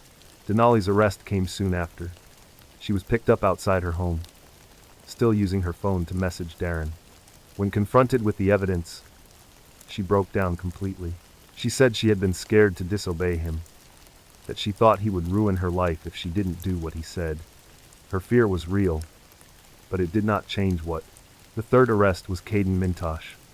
He was 16, barely old enough to drive, when officers told him they knew everything. He closed his eyes and whispered that it had all been Denali's idea. The investigators later said his confession sounded rehearsed, like someone trying to convince themselves. In his bedroom, they found drawings of guns and notes about loyalty and courage, words he had borrowed from Darren's messages. The manipulation had reached even him, shaping his sense of identity. Forensic psychologists were brought in to study the case. They called it a perfect storm of vulnerability and exploitation. Denali sought love, Caden sought belonging, and Darren sought power. Together they created a chain of obedience that ended in murder. The experts testified that Darren's behavior fit the pattern of a predator who used empathy as bait. By pretending to care, he controlled everything. Emotionally, the arrests brought little relief to Cynthia's family. They had answers, but answers were not the same as peace. Her father stood outside the courthouse, holding a photo of his daughter. Reporters asked him what justice would look like. He said justice was impossible because no verdict could undo what had been done. He wanted people to remember her kindness, not her death. The prosecutors prepared for trial with the precision of surgeons. They built timelines showing each message, each phone call, each transaction that tied Darren to the crime. They subpoenaed records from social media companies, mapping how manipulation traveled through digital space. The courtroom would later become a museum of technology screens, servers, and graphs replacing physical evidence. Murder had gone virtual, and so had justice. In Indiana, Darren sat in a federal holding cell. He asked for books about philosophy and law. He told his appointed lawyer that he had not killed anyone, that others had made their own choices. The lawyer said nothing, only slid the stack of evidence across the table. Darren read the messages aloud, his own words echoing back at him. When he reached the line where he congratulated Denali, he stopped reading. Emotionally, the case became a mirror for the digital age. It forced society to confront how connection could turn poisonous when empathy is replaced by control. The images from the crime were sealed by the court, too horrific to release. But even unseen, they haunted the public imagination. The idea that someone could orchestrate death through messages made everyone look differently at the glow of their phones. By the time the trials began, the story had spread far beyond Alaska. It became a cautionary tale taught in schools and training academies. a study of how isolation and manipulation could lead to atrocity. Darren and Denali were sentenced to decades in prison. Caden, tried as an adult, faced a future that ended before it began. The final report, written by the FBI, concluded with a single sentence: technology amplifies both kindness and cruelty. The choice belongs to the user. It was as close to poetry as law enforcement ever gets. In Anchorage, the river near Thunderbird Falls still runs clear, its sound unchanged. Visitors walk the same trails, taking photos, unaware that beneath the calm water lies the memory of a girl who trusted too easily. For her family, the seasons no longer matter. The sun can shine all night or vanish for months, but the grief remains steady, as constant as the current. Tomorrow, our path turns to another part of the world, to the streets of Melbourne, where a young woman's kindness will be mistaken for invitation, and the word no will become a sentence she will never finish. The courtroom in Indiana felt more like a theater than a hall of justice. The lights were bright, the air heavy, and every seat was filled with people waiting to hear the final judgment for a man who had never touched his victim, yet had shaped every moment of her death. Darren Schillmiller sat motionless at the defense table, hands folded, eyes forward. It looked small, almost ordinary. The kind of man you might pass on the street without notice. That ordinariness made the horror harder to bear. The prosecutor began by reminding the court that this case was not about technology. It was about a human choice. Darren had chosen to use his intelligence not for creation, but for destruction. He had built a false identity, nurtured it with lies, and used it to convince others to kill. The evidence was not contested. Thousands of messages, photos, and videos recovered from his devices.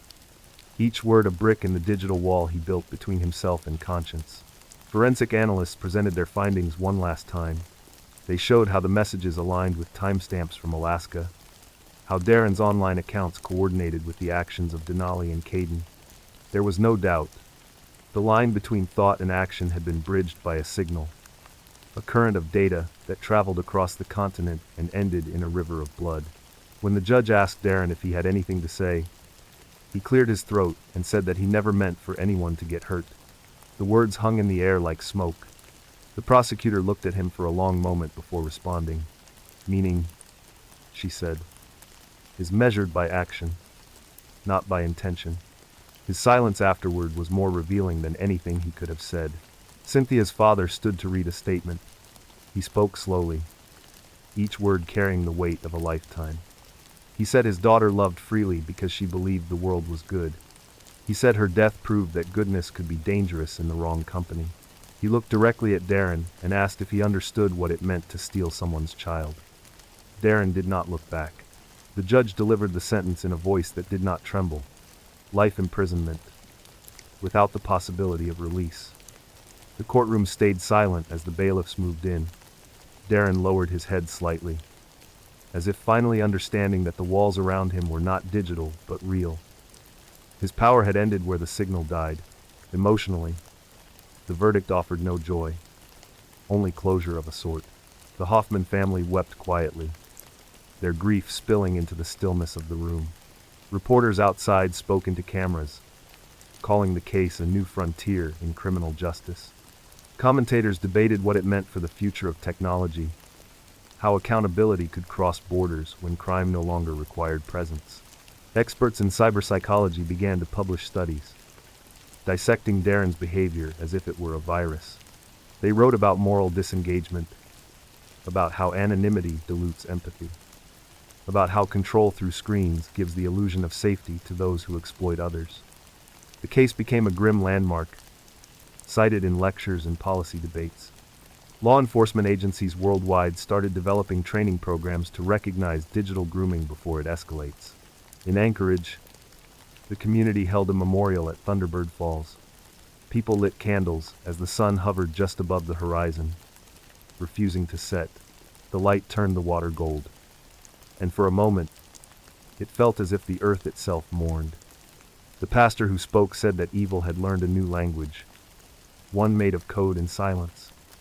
He urged everyone to remember that compassion is not weakness and that vigilance is an act of love. The forensic files closed, but the moral questions did not. How does a society defend itself against predators who never step outside? How do you rebuild trust in a world where every friendly message could hide a command? These were not questions for the court, but for the culture that had made such crimes possible. Emotionally, the story of Cynthia Hoffman left a scar across the digital landscape. It forced people to confront the fragility of connection, to see the shadows behind the glow of a screen. Parents began talking to their children about online safety in tones usually reserved for crossing streets or locking doors. The internet had become both sanctuary and battlefield. In time, new tragedies would emerge, each shaped by the same pattern: loneliness, manipulation, and the illusion of control. Yet there was something else too. Awareness. The idea that people could learn from Cynthia's story, that they could recognize danger before it spoke sweetly into their inbox. That hope became her legacy. As the prison gates closed behind Darren Schillmiller, the sound echoed through corridors lined with concrete. He would never see the outside world again. His keyboard, once a weapon, was gone.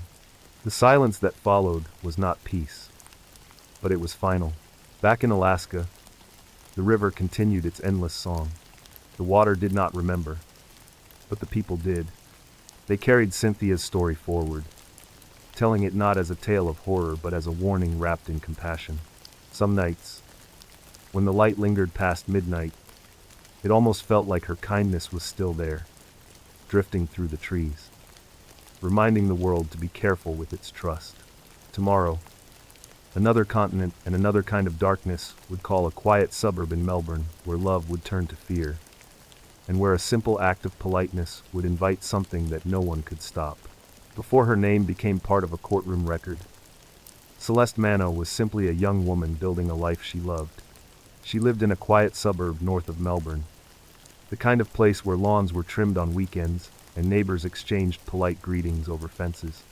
Her house was filled with laughter, family dinners, and the warmth of a mother who adored her daughter.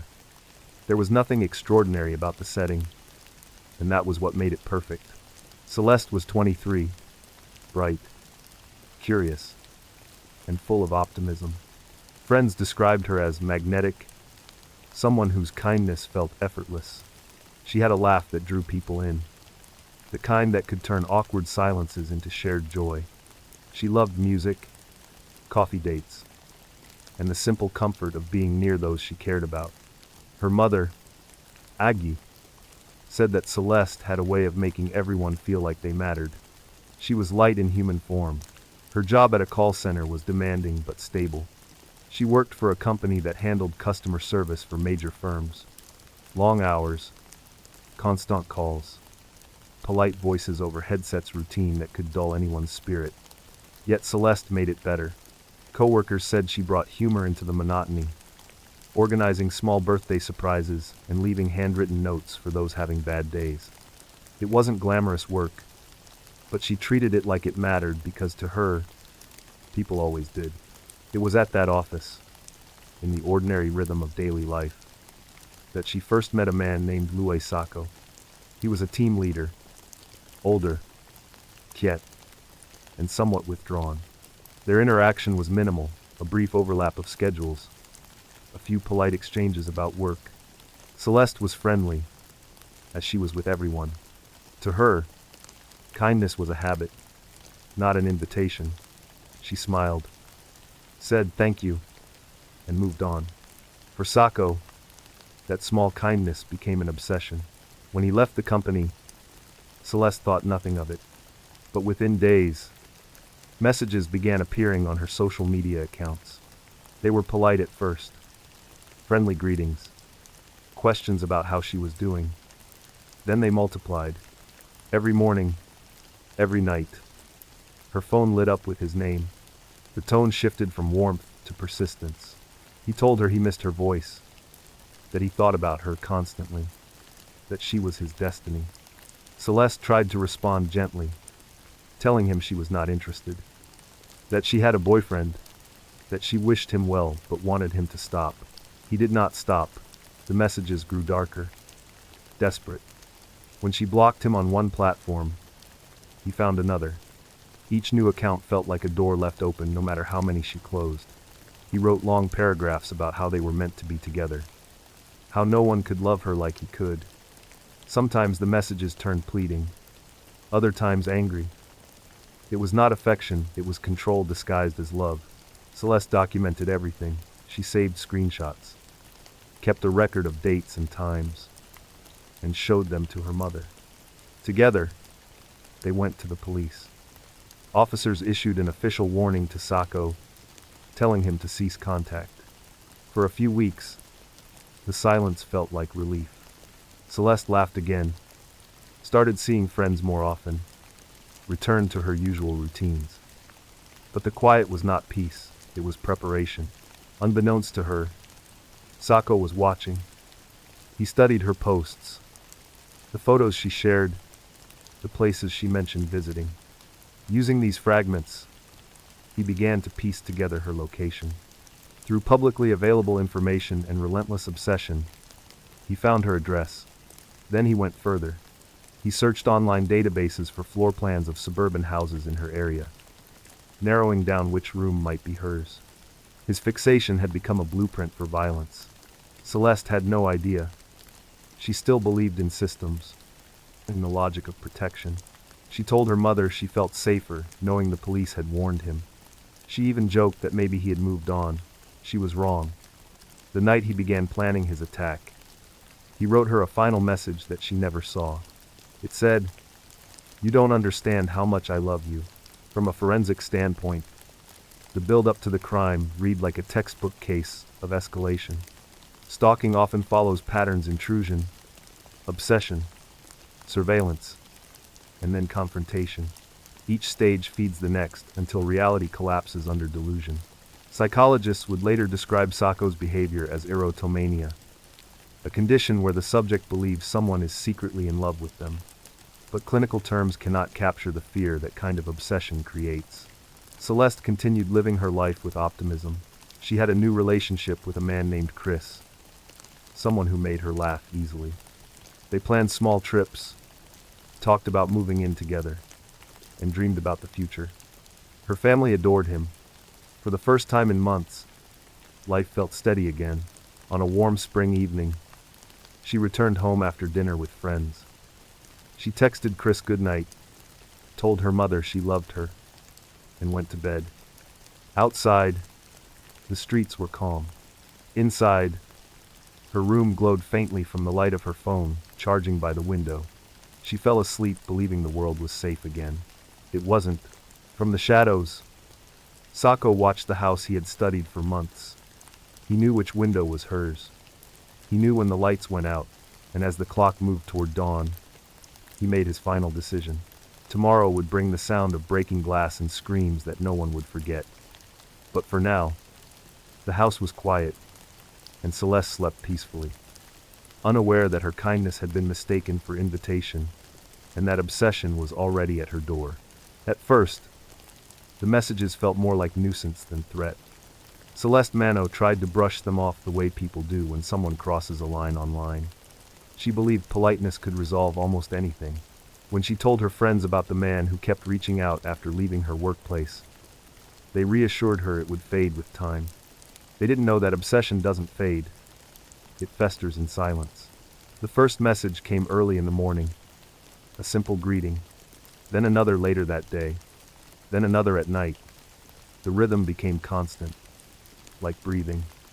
Every time she checked her phone, his words were waiting: admiration, apology, longing, anger.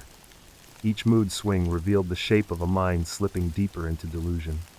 When she ignored him, he sent more. When she blocked one account, he made another. His persistence was not about affection. It was about control. Forensic experts later mapped his pattern of communication and found that he sent hundreds of messages over the course of weeks. Some were pages long, filled with promises of eternal love. Others were single words: please, forgive, answer. The language shifted from devotion to resentment, the tone growing darker each time she resisted. This shift, investigators noted, is a common marker in stalking psychology, the moment when fantasy begins to turn hostile. Celeste responded only a few times. Always gentle. Always clear. She told him she was not interested, that she wished him the best, that he needed to stop contacting her. Those words, instead of ending the conversation, became fuel for his fixation. He interpreted her clarity as a challenge. He told her that she didn't mean it, that she was confused, that she would eventually see how much he loved her. In his mind, her rejection was simply part of their story. She began to feel it in her body, the tension when her phone buzzed, the jolt in her stomach each time she saw an unfamiliar number. She started scanning parking lots when leaving work, watching reflections in windows, locking the door twice before bed. The fear crept into every routine. Still, she tried to live normally. She didn't want to seem paranoid. Women are taught to be kind even when frightened, to minimize danger so as not to inconvenience others. When she showed her mother the messages, Aggie's calm cracked. Together they went to the local police station, bringing printouts and screenshots. The officers listened, took notes, and assured them they would handle it. They issued an official warning to the man, instructing him to stay away. For a brief time, it seemed to work. The messages stopped. The silence felt like relief, a return to ordinary life. But in cases like this, silence often signals planning. Behind that quiet, he was watching.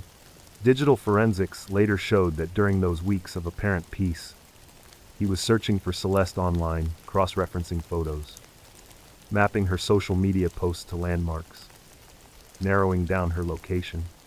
He followed her profiles under new usernames, studying details most people would overlook. The way sunlight fell on her bedroom wall, the direction of shadows in outdoor pictures. From those fragments, he deduced where she lived.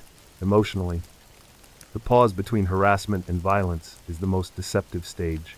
Victims begin to relax, to believe that intervention has worked. In reality, stalkers often shift from contact to surveillance, moving from words to planning. Psychologists describe it as the transition from obsessional pursuit to predatory focus. It is the moment the fantasy begins demanding action. Celeste began dating Chris during this time. He was kind, steady, someone who made her laugh again. Their relationship brought normalcy back into her life. They went for walks, shared coffee, made small plans for the future. To everyone around them, she looked happy, her brightness restored. But even happiness couldn't erase the unease that lingered at the edges.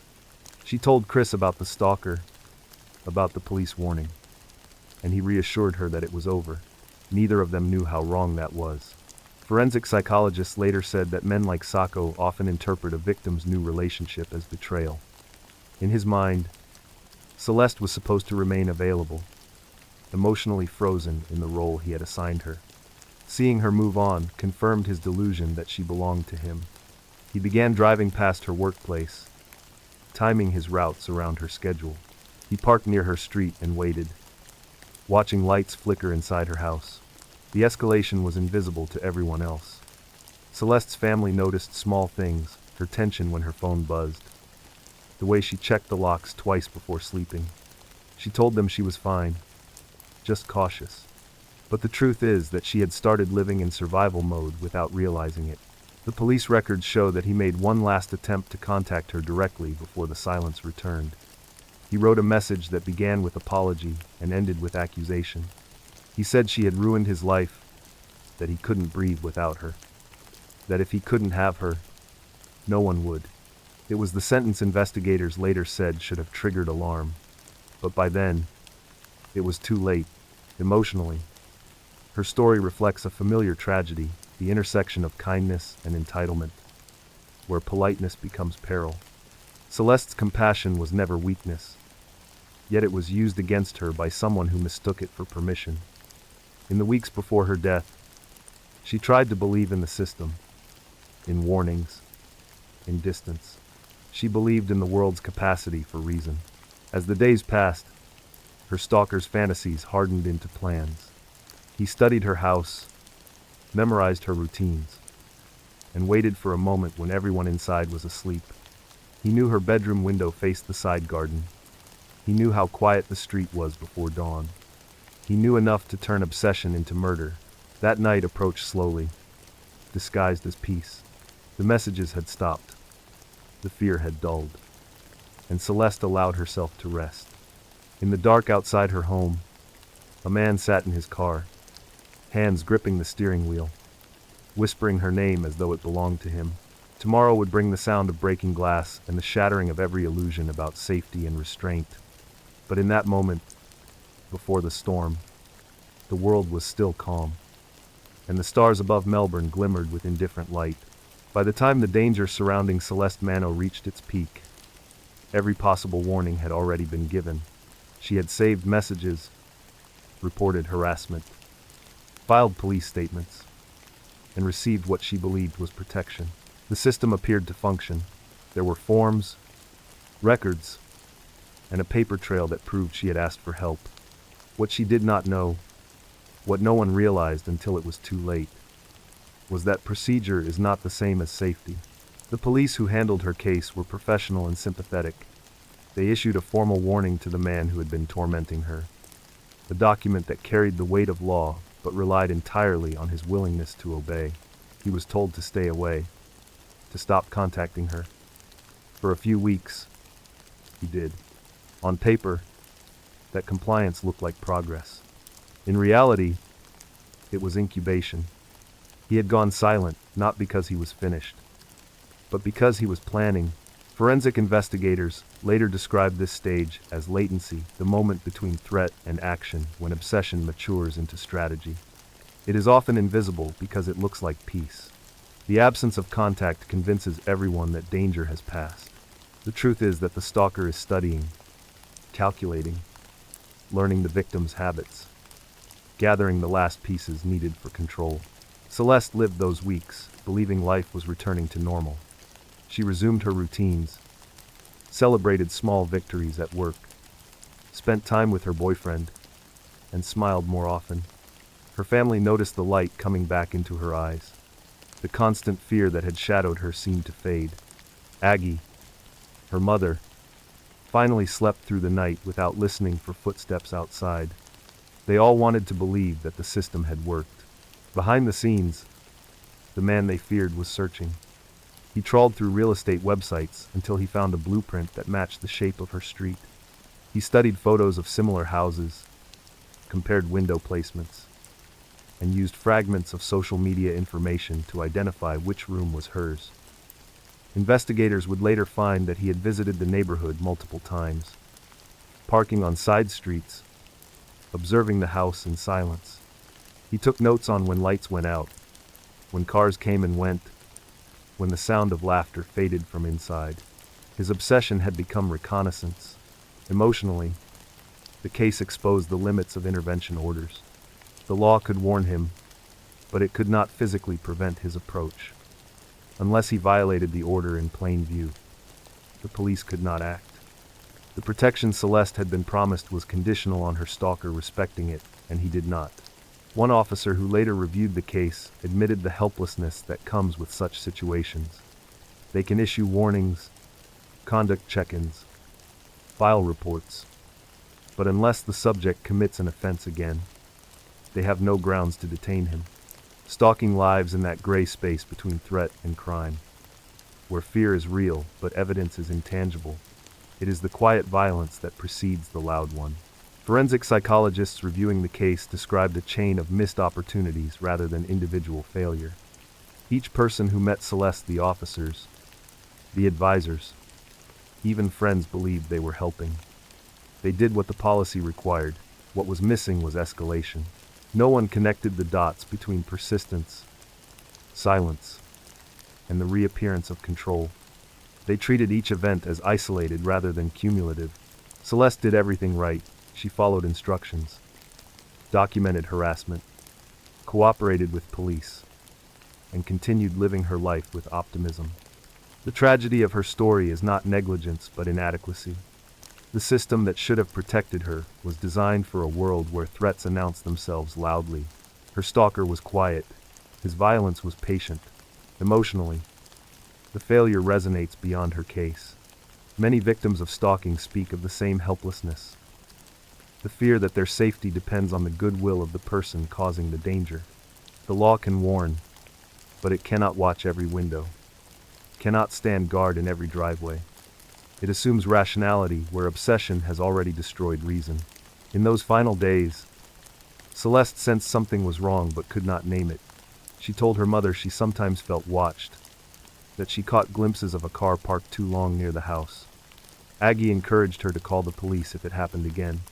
She said she would, but life has a way of dulling fear when nothing happens for long enough. She convinced herself it was paranoia. The man who would soon take her life knew that complacency was his ally. He waited until the house was asleep, until the neighborhood was still. He knew which window led to her room because he had studied it. He knew her boyfriend's schedule, her family's routines. He had turned obsession into a timetable. When experts later reconstructed his planning, they found it meticulous. He had chosen the hour, brought tools, and rehearsed the act in his mind countless times. He believed the world had wronged him and that what he was about to do would set it right. That delusion is common among stalkers who transition to violence. They imagine the final act as resolution, an ending that restores control. The night of the attack, there were no alarms, no alerts. The police could not have known. The protection order sat in a drawer, a symbol of law that could not move fast enough to save a life. Emotionally, the story of Celeste Mano forces a painful reckoning. It is not about one man's obsession, but about society's struggle to understand that obsession is action long before it becomes crime. Every unanswered message, every ignored report, every silence between calls is a warning written in invisible ink. When the truth finally emerged, it came too late. The system had done everything it was designed to do, and it still failed. Tomorrow would bring the sound of shattered glass, the breaking point where obsession turned to murder, and a mother's voice calling her daughter's name into the dark, knowing no one could answer.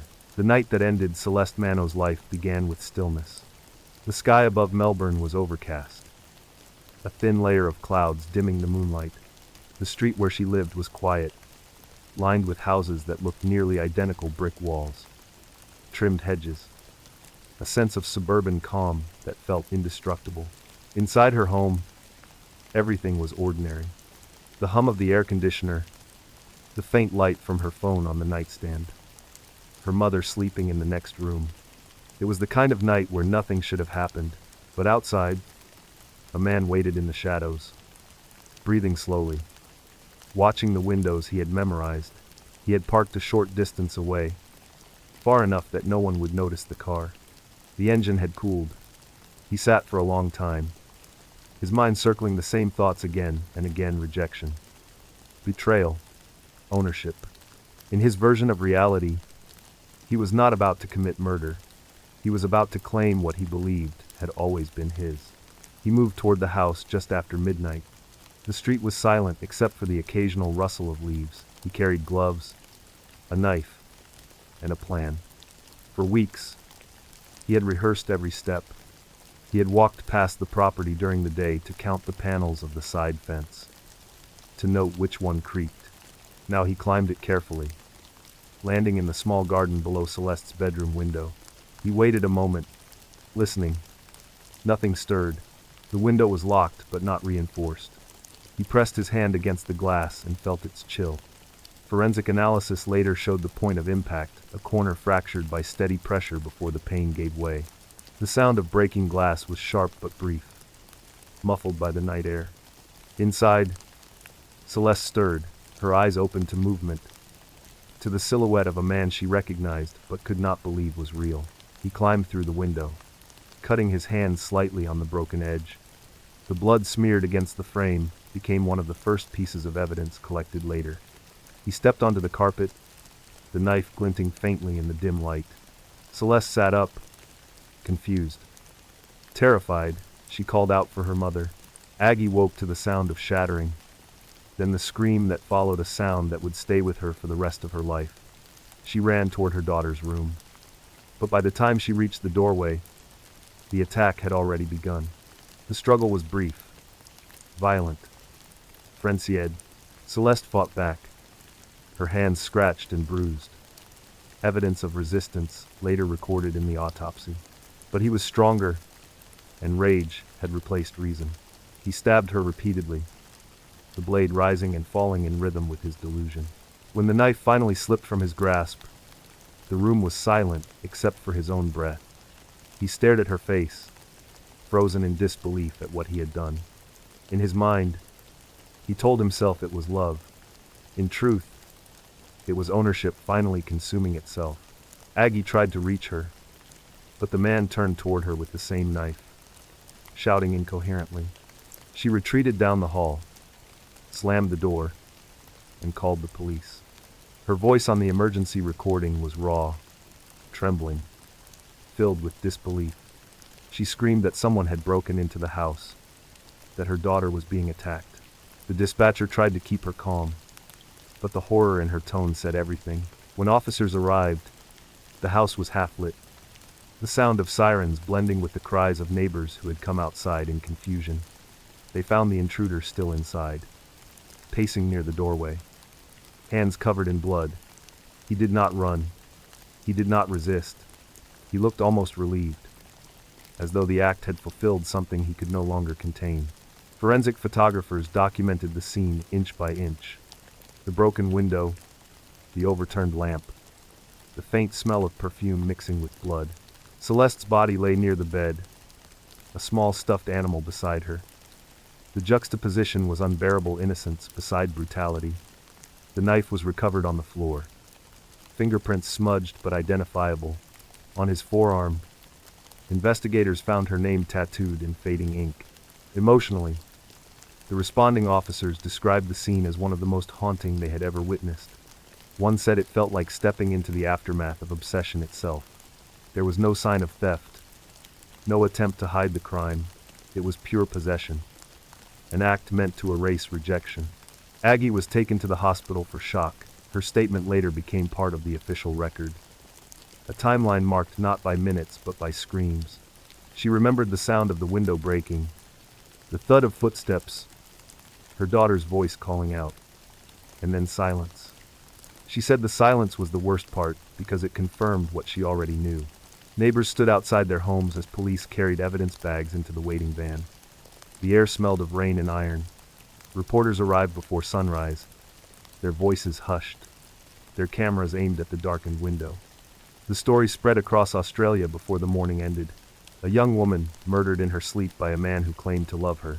Forensic psychologists analyzing the case later described it as a textbook escalation of erotomania, a delusional conviction that the victim secretly reciprocates affection.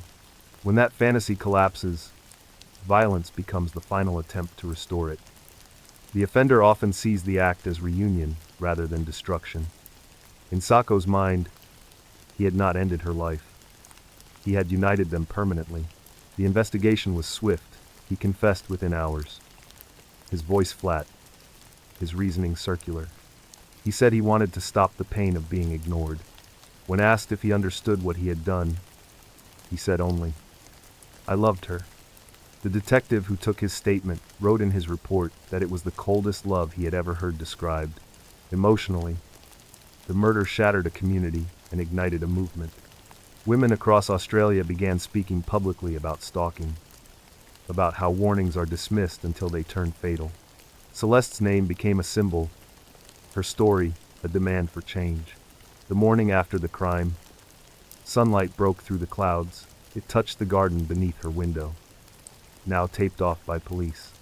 A small wind moved through the leaves, carrying the faint sound of birds beginning their song. Life continued, indifferent yet tender, as if the world itself mourned quietly. Tomorrow would bring the courtroom, the confrontation, and the beginning of a new fight, not only for justice, but for reform, so that no one else would have to die asking for help that arrived too late. When dawn broke over Melbourne, the street where Celeste Mano had lived was flooded with police lights. Blue and red reflections rippled across windows, breaking the illusion of suburban calm. Neighbors stood behind fences, wrapped in blankets, faces pale in the early light. The air carried that heavy quiet that follows catastrophe, a silence made of disbelief. Inside the house, detectives moved slowly, photographing, measuring, preserving. Every detail mattered now: the broken glass, the pattern of footprints in the hall, the droplets on the carpet, the smell of rain mixed with the metallic tang of blood. Forensic technicians whispered to one another, their professionalism barely hiding grief. One of them, a mother herself, stepped into the room where Celeste had died and paused. Later she would say she had never seen a place so ordinary hold so much sorrow. The man responsible sat handcuffed in the living room, his hands trembling, eyes unfocused. His name was already known to every officer there. They had his file from the earlier complaint, the warning issued, the record of contact. It was as if the system had been waiting for this ending without knowing it. He muttered under his breath about love, about destiny, about voices that told him what to do. The arresting officer noted his calm, his refusal to look at Celeste's body as paramedics carried it past him. Aggie, her mother, sat outside on the curb, wrapped in a blanket, surrounded by officers who spoke softly but could not find the right words. Her hands were clasped so tightly that her knuckles turned white. She stared at the house, at the window where her daughter had slept, at the police tape fluttering in the wind. She whispered over and over that she had warned them, that she had told them he would come back. Her voice was steady but hollow, as if grief had burned everything inside her except resolve. The arrest itself was uneventful. He offered no resistance. When detectives led him to the patrol car, he glanced at the gathering crowd and then looked down, as if embarrassed by the attention. The neighborhood watched in silence as the doors closed. The sound of the engine starting felt louder than it should have. It was the noise of finality, of a story too tragic to be undone. At police headquarters, he repeated the same story to every officer who questioned him. He said he had loved Celeste, that she had smiled at him once, and that smile had changed everything. He said he believed she wanted him to come. When asked how he entered the house, he described breaking the window as if explaining a routine task. There was no visible emotion. Forensic psychologists later called this emotional flattening, a sign of obsession so deep it erases empathy. Detectives assembled the timeline from witness statements, security footage, and his confession. He had parked several streets away, walked through side alleys, and climbed the fence he had scouted weeks earlier. The entire act was planned, not spontaneous. The knife was purchased days before. The gloves were taken from his car. He had brought a change of clothes, intending to leave unseen. But once the killing was done, he froze. When police arrived, he was pacing near the door, hands bloody, whispering her name. The evidence was overwhelming. DNA matched the scene. Fingerprints marked the weapon, and his confession sealed the case. Yet the simplicity of the proof offered no comfort. The officers who processed him later said they felt no triumph. One of them wrote in his report that justice in moments like this feels like picking up glass after a storm. You can collect every piece, but you will still bleed doing it. Emotionally, the city responded with outrage. News outlets ran headlines about system failure, about how a restraining order is not armor. Talk shows discussed the warning signs of stalking. Experts explained the psychology of obsession. And people who had once dismissed harassment as minor began to see it for what it was: a prelude to violence. Celeste's story became more than tragedy. It became testimony. At the courthouse, supporters placed flowers along the fence. Each bloom carried a handwritten note, messages from strangers promising change, from friends promising remembrance. Her co-workers gathered in the call center's break room, where her desk remained untouched. Someone left her favorite mug beside the computer, still half filled with pens.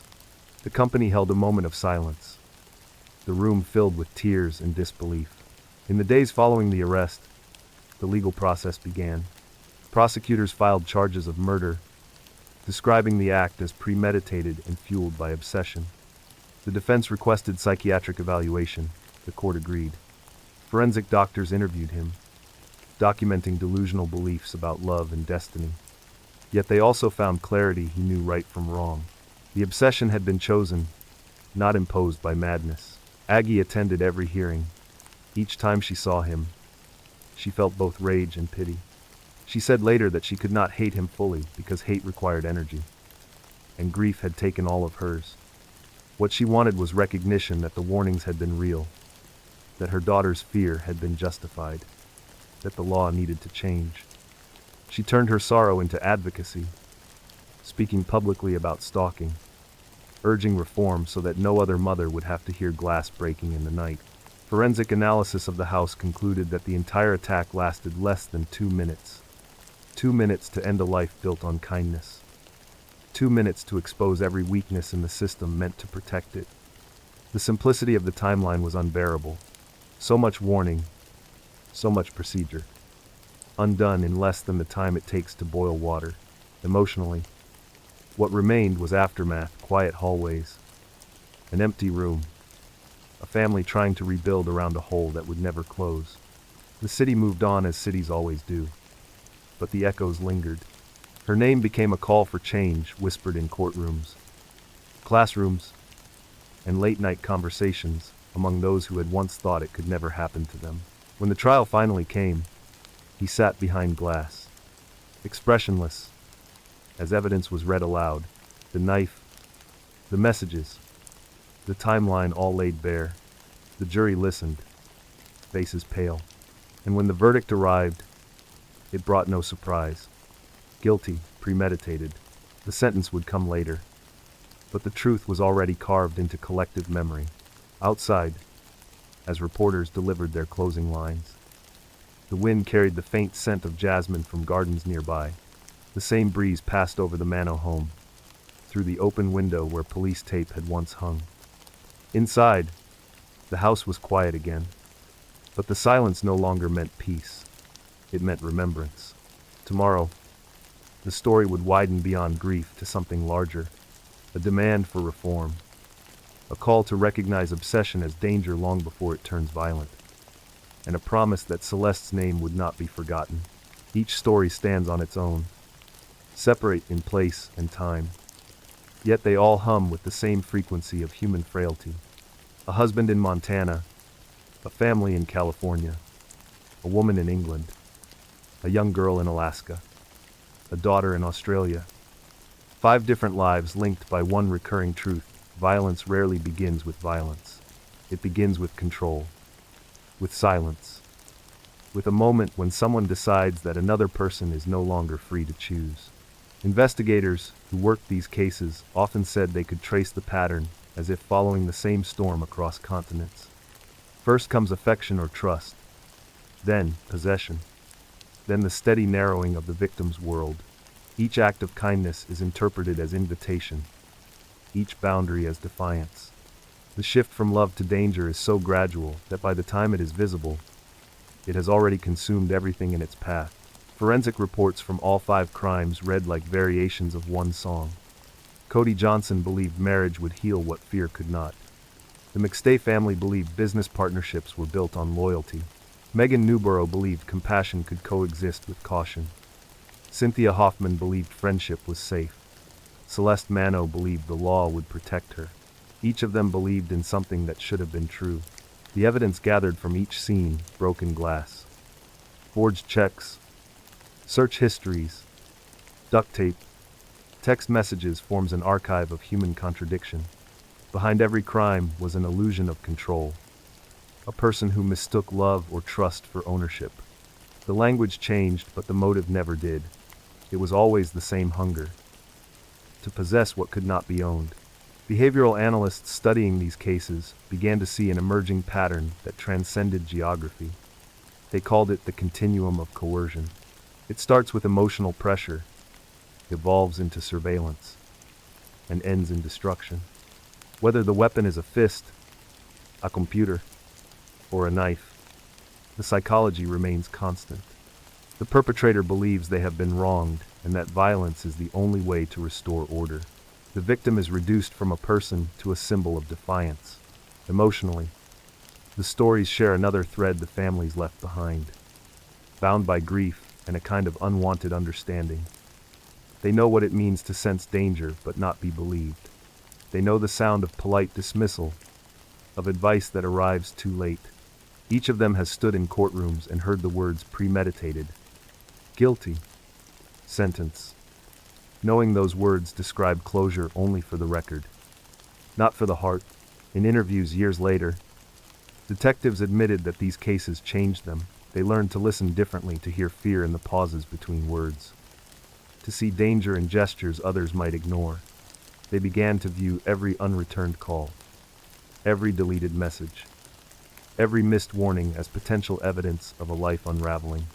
The profession of solving crimes became, for many, a lesson in humility. Forensic timelines place the first crime in the early years of the century and the last within the decade, spanning more than 10 years of progress in technology, law, and awareness. Yet the evolution of cruelty kept pace. Digital manipulation replaced handwritten notes. Online stalking replaced physical following. And yet the emotion behind it remained primitive.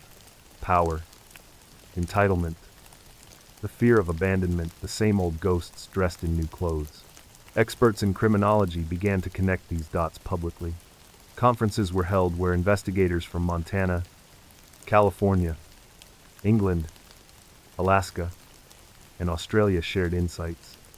They spoke about prevention rather than punishment, about the need to identify obsession at its quietest stage. One said that the difference between love and danger is often only one unanswered message. Another called for reform in the way restraining orders are enforced, for technology that predicts rather than reacts. Emotionally, these meetings felt like collective mourning disguised as education. Every slide on every presentation screen represented a name, a face, a life that ended too soon. And yet there was hope in the sharing, a belief that by studying patterns, the next victim might be saved. Across media, the stories merged into one narrative told again and again. A cautionary tale whispered in podcasts, reenacted in documentaries, summarized in classrooms. Listeners cried, analysts dissected, journalists searched for meaning. But meaning is slippery in the face of loss. What remains instead is awareness, a fragile shield, but a shield nonetheless. The emotional resonance of these cases also lies in their ordinariness. None of the victims sought danger. They were living lives that could have been anyone's. That universality is what unsettles most. Safety feels like a promise until it doesn't. The walls of a home, the faith in a system, the trust in a friend all seem sturdy until obsession decides otherwise. Forensic sociology views this intersection of private suffering and public failure as the true crime behind the crimes, the inability of communities to see the early signs. Warning behaviors often present as affection, persistence, or passion. Society romanticizes pursuit, mislabels control as devotion, and fails to recognize how admiration can curdle into surveillance.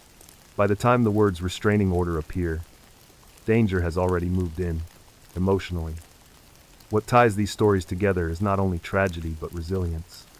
Families have turned pain into advocacy, survivors into teachers, and memory into movement.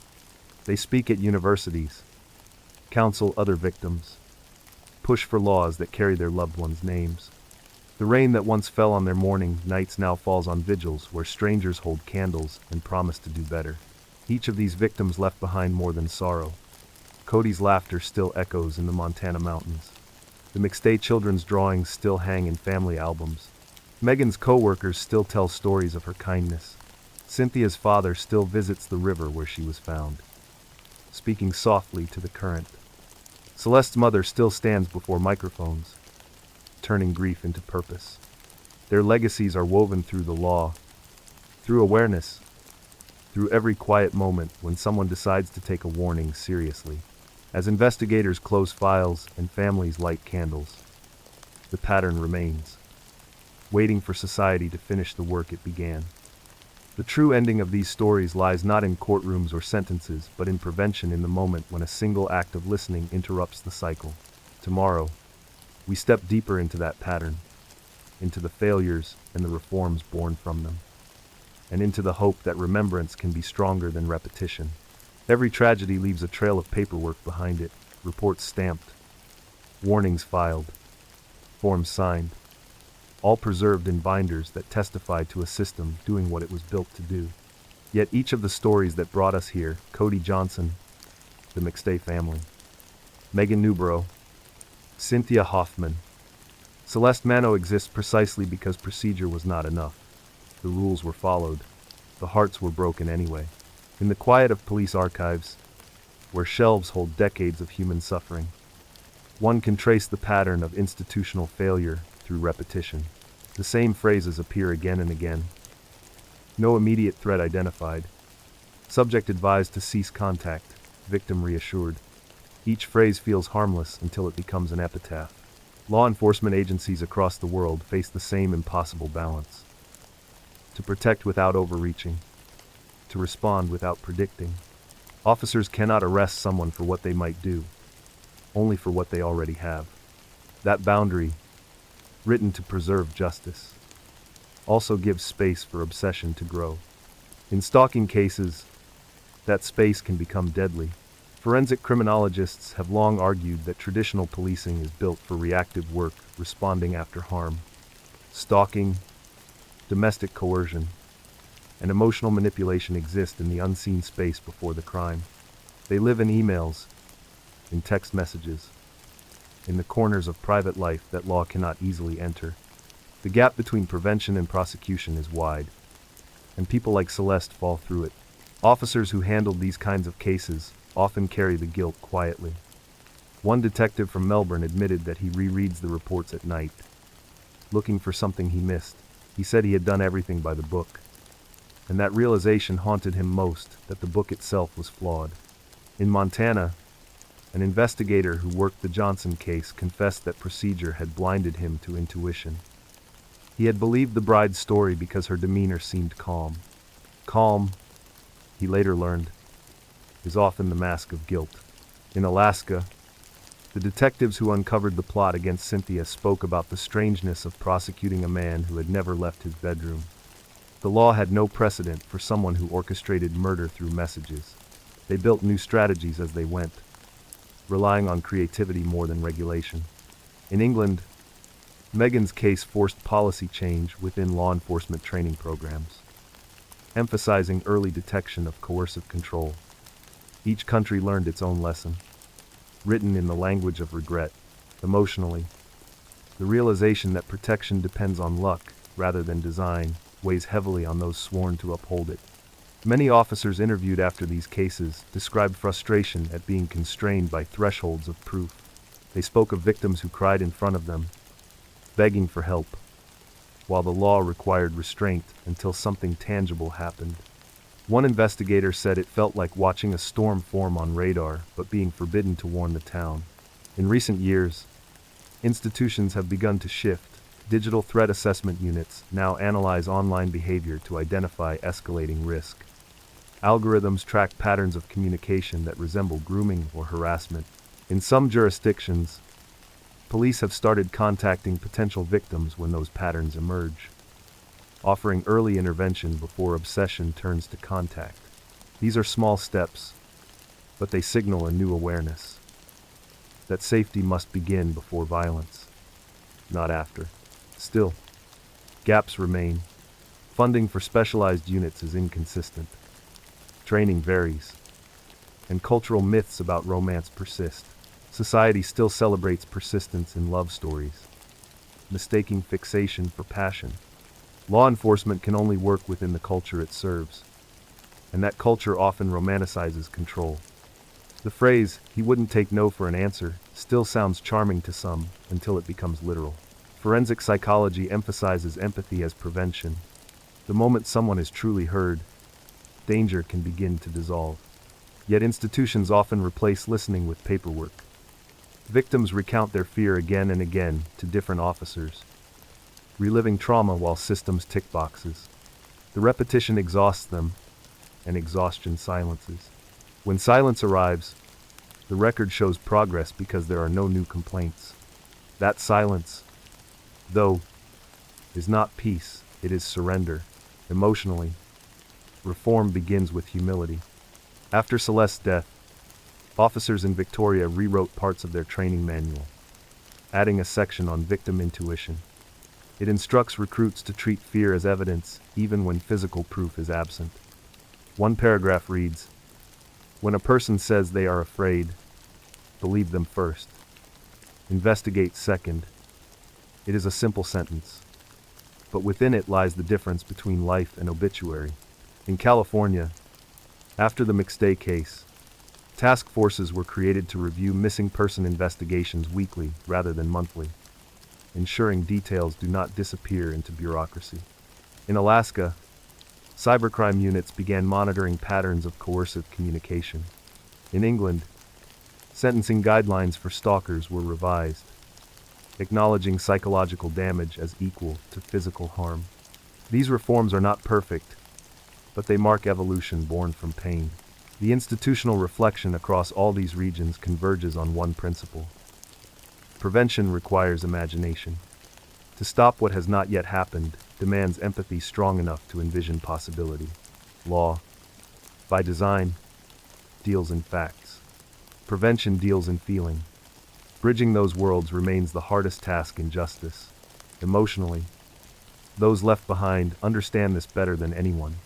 They speak to recruits, testify in hearings, and remind the system that numbers on a form represent people with heartbeat and hope. Their advocacy transforms grief into blueprint, teaching institutions that compassion is not weakness but method. Each folder in each archive, stamped and stored, carries a name that once lived in laughter and routine. Reform means opening those folders and letting their stories breathe until policy learns empathy. The future of law enforcement depends not on stronger laws alone, but on deeper listening. Tomorrow, we move from institutions to communities, exploring how families, neighbors, and bystanders shape safety long before the police arrive, and how silence, shared or broken, decides who lives to tell the story. Grief has a way of choosing its own language. For some, it becomes silence. For others, it turns into movement. The families left behind in these cases, spread across continents, bound by tragedy, chose to speak. They spoke not because it was easy, but because it was the only way to keep their loved ones from disappearing twice. In Montana, the Johnson family began holding vigils near Glacier National Park. What started as a gathering of friends grew into a foundation that supports victims of domestic violence in rural communities. They named it for Cody, turning his love of adventure into a legacy of safety. Each year they meet under open skies, candles flickering against mountain wind, reminding each other that awareness is protection written in light. In California, the relatives of the McStay family refused to let the case end with conviction. They founded programs that help families of the missing, teaching them how to navigate media attention and law enforcement communication. They said that the worst part of loss was not knowing, and that sharing knowledge was the only cure for that torment. Their advocacy changed the way local departments train investigators, emphasizing empathy over efficiency. In England, Megan Newborough's parents transformed their sorrow into a voice that could not be ignored. They campaigned for education about coercive control, visiting universities, workplaces, and youth centers to talk about the early signs of manipulation. When they speak, they do not use anger as weapon but as fuel. Her father often says that awareness is the memorial their daughter would have wanted, something that saves lives instead of mourning them. In Alaska, Cynthia Hoffman's father visits the trail where his daughter took her last walk. He speaks softly to the river that carried her, telling her story to anyone who will listen.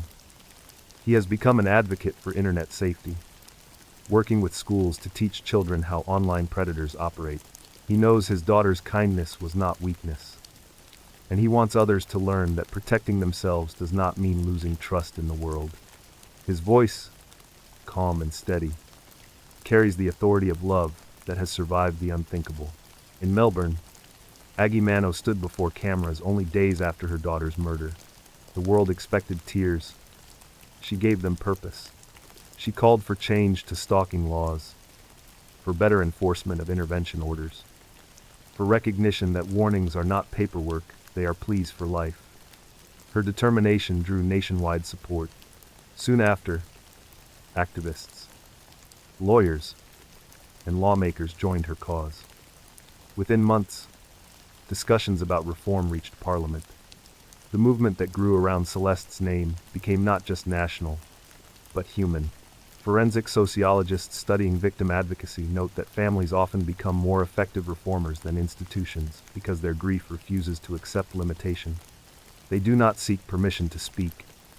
They speak because silence is unbearable. The drive to prevent repetition gives them a kind of clarity that bureaucracy cannot match. Across borders, these families began to connect. They met through online support groups, shared messages of comfort and strategy. Some sent letters. Others met at conferences dedicated to victims' rights. They realized that their stories, though separated by geography, shared identical roots, patterns of obsession ignored until too late. From that realization came unity. Emotionally, these alliances are more than therapy. They are revolution in quiet form. They humanize statistics. They appear on talk shows, in hearings, on stages at universities, carrying photographs of faces that remind audiences what policy really protects. Each appearance chips away at indifference. Each story builds pressure for change. In the years following these tragedies, laws shifted incrementally. In some regions, stalking became a standalone offense with stronger penalties. In others, digital harassment received recognition equal to physical pursuit. Schools introduced programs about healthy relationships, teaching the difference between attention and obsession. These changes did not erase loss, but they honored it. Communities followed the family's lead. Neighbors who once turned away from domestic disputes began to call for help. Friends who saw signs of control spoke up sooner. The ripple effect of awareness turned isolated grief into collective conscience. Sociologists call it the empathy contagion, the spreading of compassion through repeated witness. Each candlelight vigil, each social media post about safety, adds to the wave. In small towns and big cities alike, murals began to appear, faces of the lost painted on brick walls with messages of remembrance. One reads, "Love should never hurt." Another, "We hear you now." The art became therapy for communities that had watched tragedy unfold on screens and wanted to reclaim their humanity.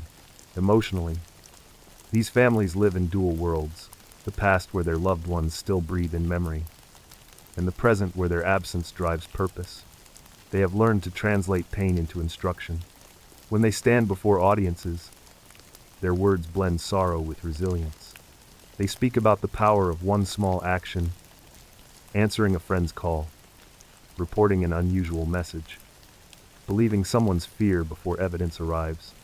Each gesture, they say, is prevention disguised as kindness. The pursuit of reform has become the bridge between grief and hope. The families cannot undo what happened, but they can stop silence from being its accomplice. Their courage reshapes not just policy, but perception, reminding the world that empathy is not emotion alone, it is duty. As years pass, the faces of those lost begin to appear less in headlines and more in lessons.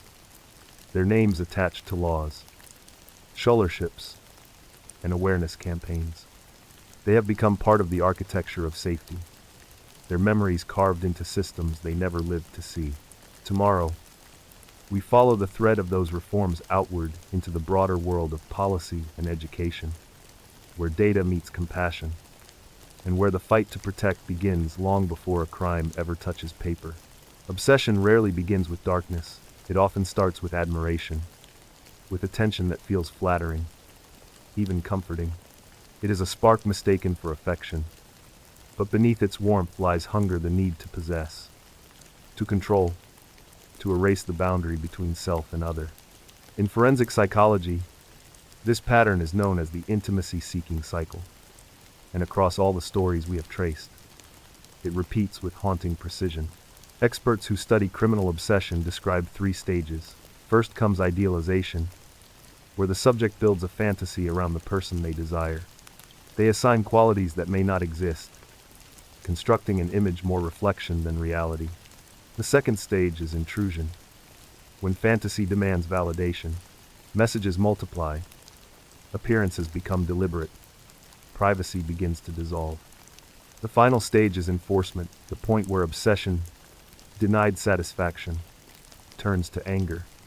It is not love that drives violence, it is the collapse of illusion. When psychologists reviewed the cases of Cody Johnson, the McStay family, Megan Newborough, Cynthia Hoffman, and Celeste Mano, they found the same emotional blueprint written in different handwriting. Cody's wife could not bear the gap between who she wanted to be and what she felt. Control became her only way to restore order. The McStay killer's obsession was with money and validation, possessions replacing empathy. Ross McCullum's fixation stemmed from entitlement, mistaking desire for ownership. Darren Schillmiller's digital manipulation was obsession without intimacy, a godlike fantasy of power. Celeste Stalker believed rejection was betrayal. Every motive circled the same gravitational center: loss of control. Forensic profiling divides obsession into categories: love, resentment, mission, and predatory fixation. Each reflects a different illusion. Love-driven offenders believe they are chosen. Resentful ones feel humiliated and seek revenge. Mission offenders convince themselves their act serves justice. Predatory ones are motivated purely by domination.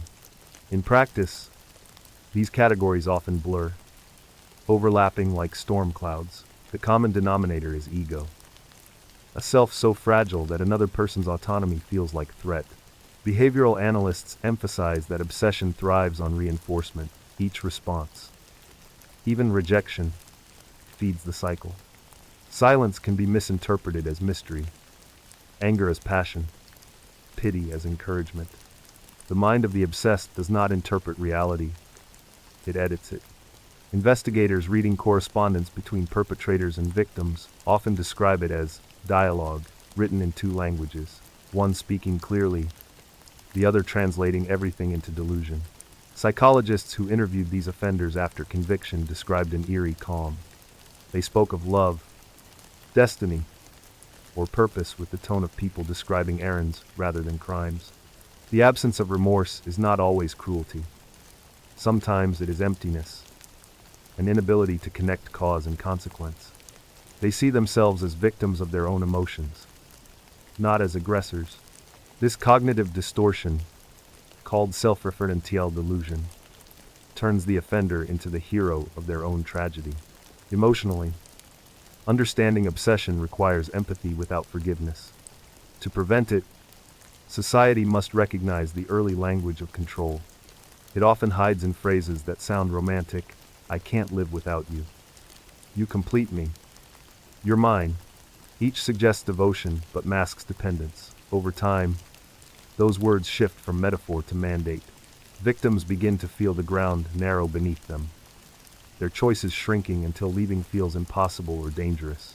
Forensic therapy focuses on interruption, teaching offenders to identify obsessive thought patterns before they manifest as behavior.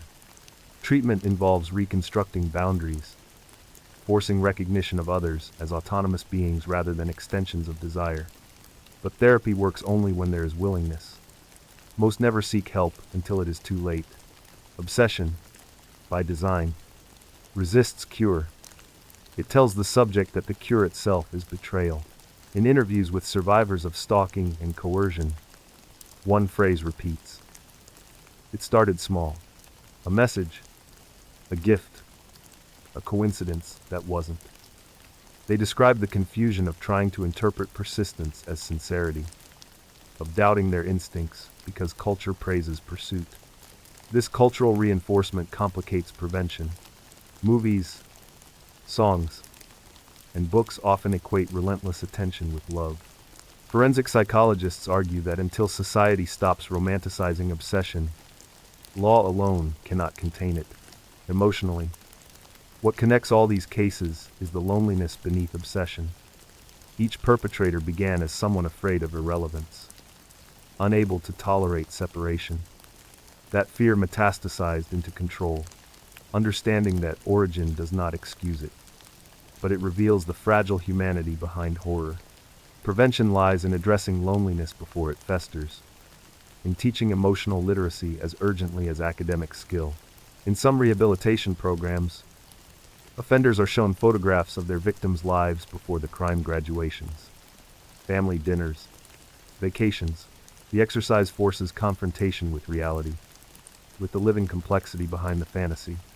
Some weep, others look away, but almost all react with confusion. They are seeing for the first time the person they erased. Forensic experts emphasize that obsession cannot thrive in communities that value empathy. Where connection is genuine, fantasy loses power. Where mental health resources are accessible, fixation can be treated before it mutates.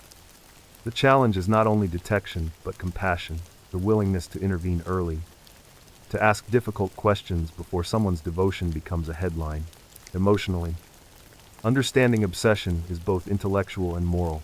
It demands that society stop admiring intensity and start respecting boundaries. The goal is not to erase passion, but to separate it from possession. Love, in its healthiest form, honors distance as much as closeness. The moment affection turns into demand, the shadow of obsession appears.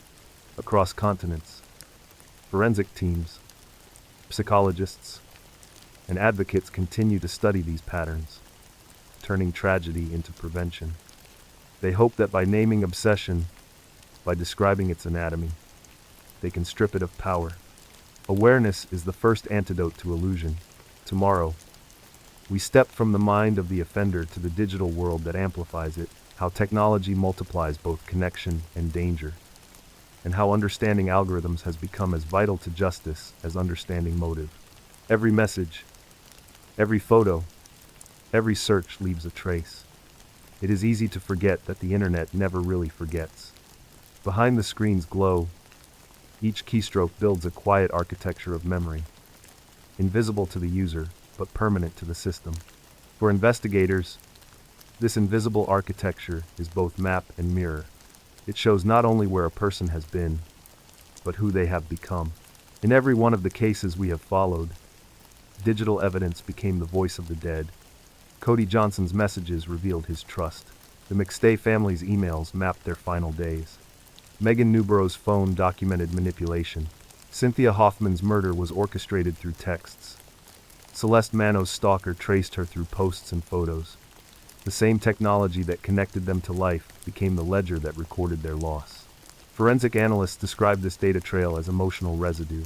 Every text thread and timestamp carries tone and context, the digital equivalent of fingerprints. What once required confessions or witnesses can now be reconstructed from devices. The truth hides in metadata, the quiet information between words. When a message was sent, how long it was read, whether it was deleted or rewritten.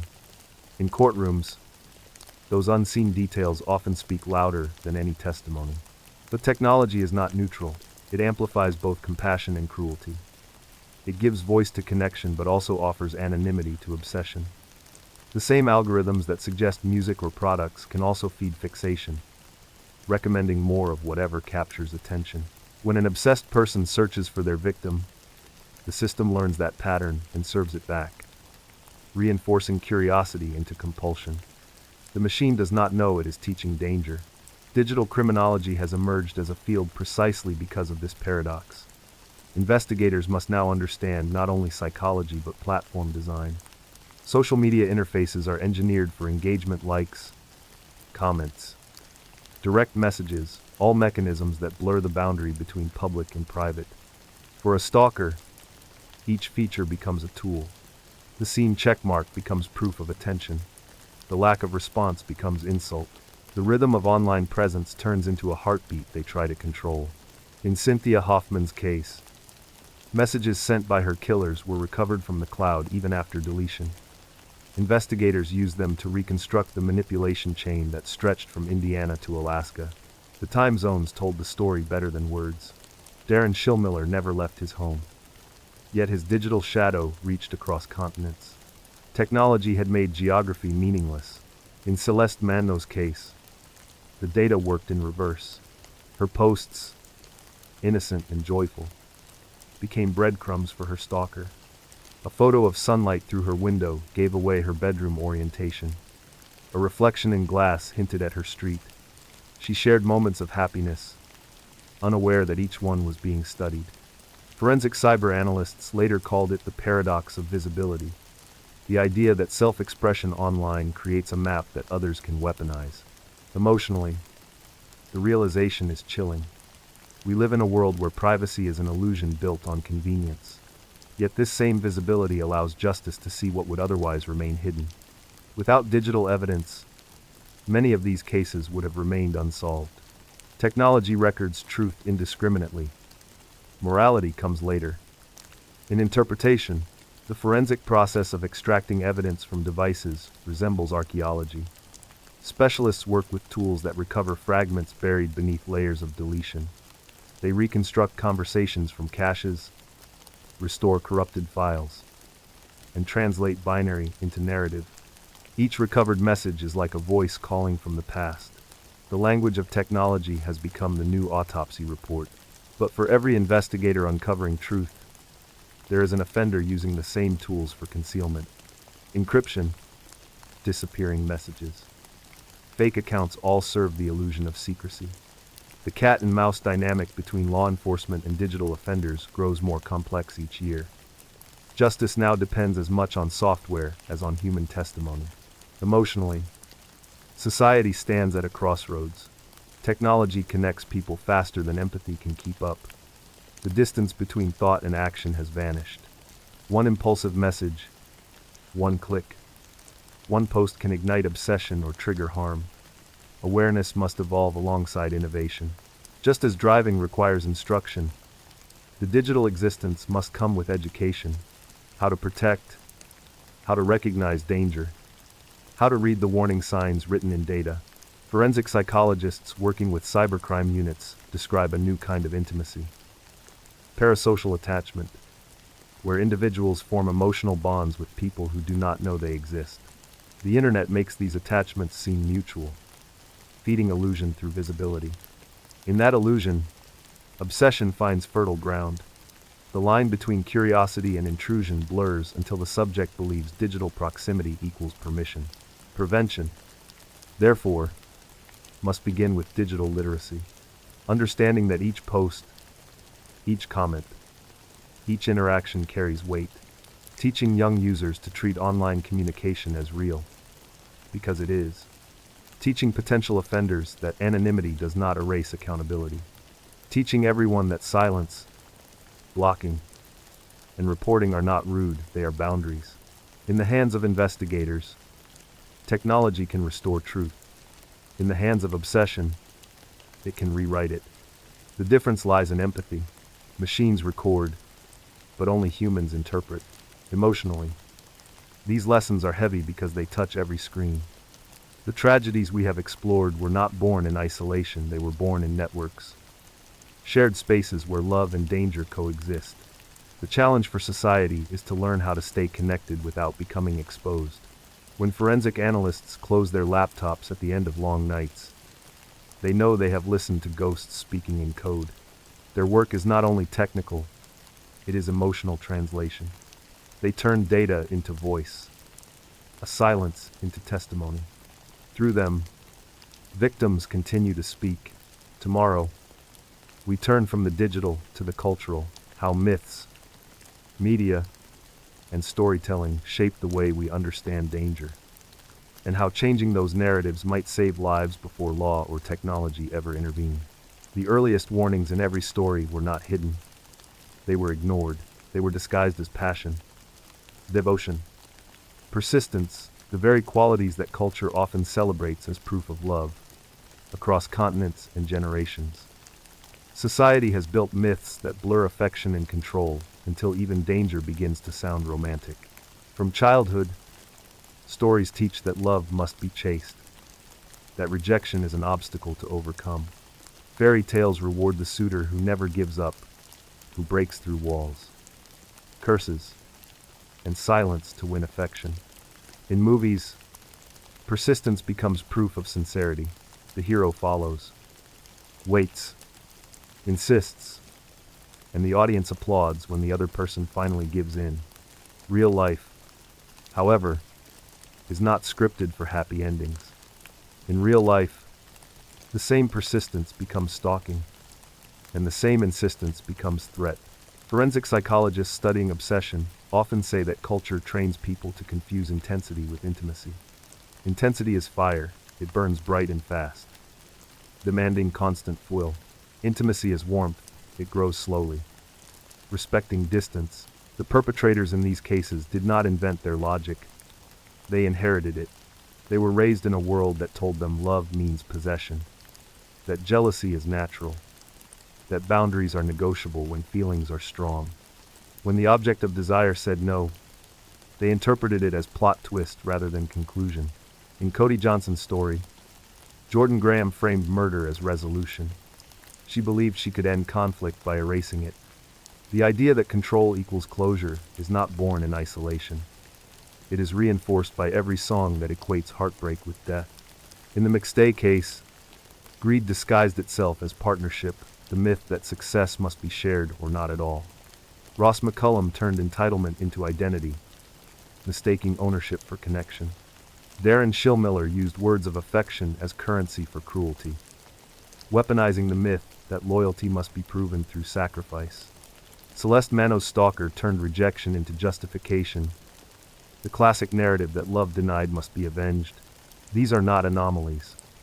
They are extensions of a cultural script.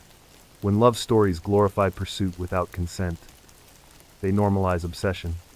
When media portrays jealousy as devotion, it trains audiences to see control as care.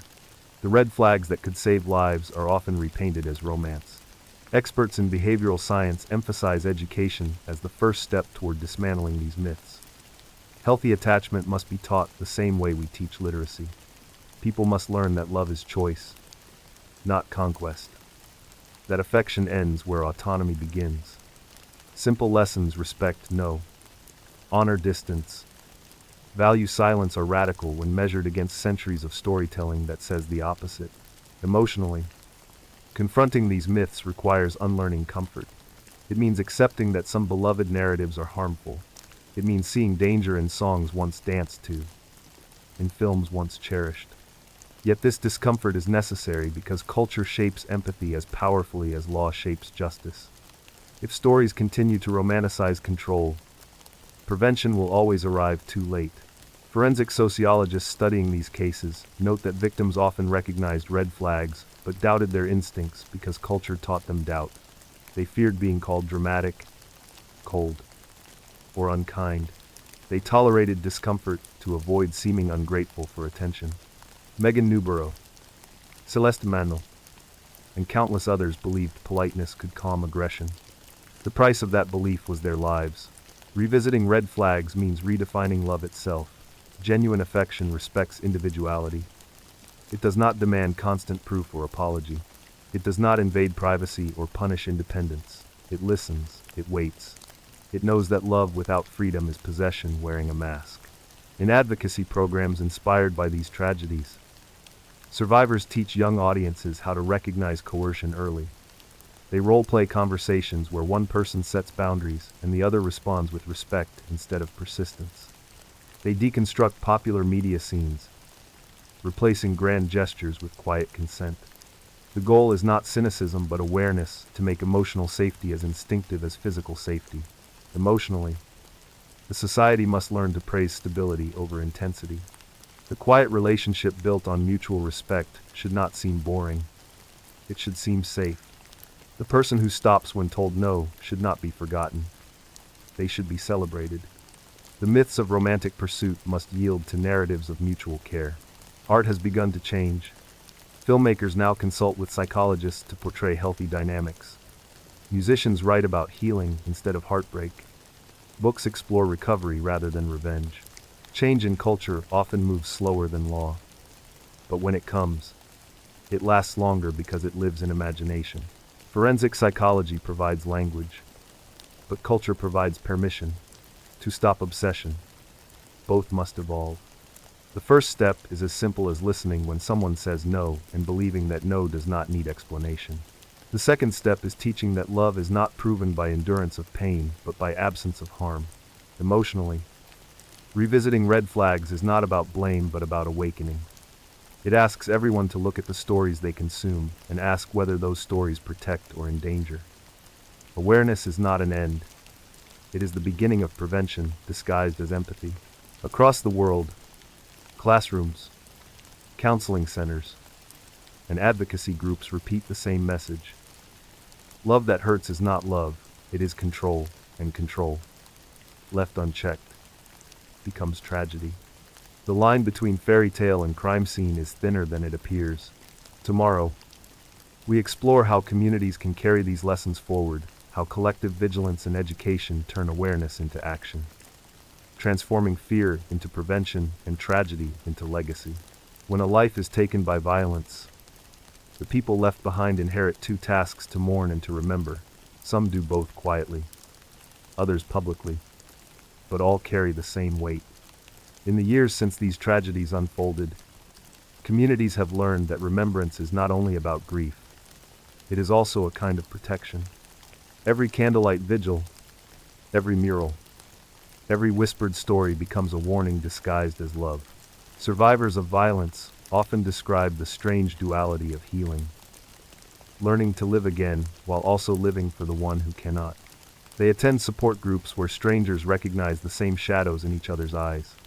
They speak in schools and city halls, translating trauma into language the unbroken can understand. In those moments, pain turns into purpose. What was once unbearable becomes instruction. In Montana, the town that once searched for Cody Johnson now hosts an annual walk through the park he loved most. Families gather with lanterns that glow against the mountain dusk. They do not speak about the crime in detail. They speak about vigilance, how to notice when something feels off, how to trust instinct even when proof is missing. It has become part of the region's rhythm, a ritual of remembrance that keeps awareness alive. In California, the desert that held the McStay family's secret has been transformed by advocacy. Local residents founded a memorial scholarship in the children's names. They speak to business owners about recognizing warning signs of financial exploitation and emotional coercion. The idea is simple but powerful. The awareness of small patterns can prevent great harm. In England, the community surrounding Megan Newborough's family created safe spaces at universities for students who experience stalking or emotional manipulation. They host seminars where survivors share their stories without shame. The message is that fear thrives in isolation, but speaking out exposes it to light.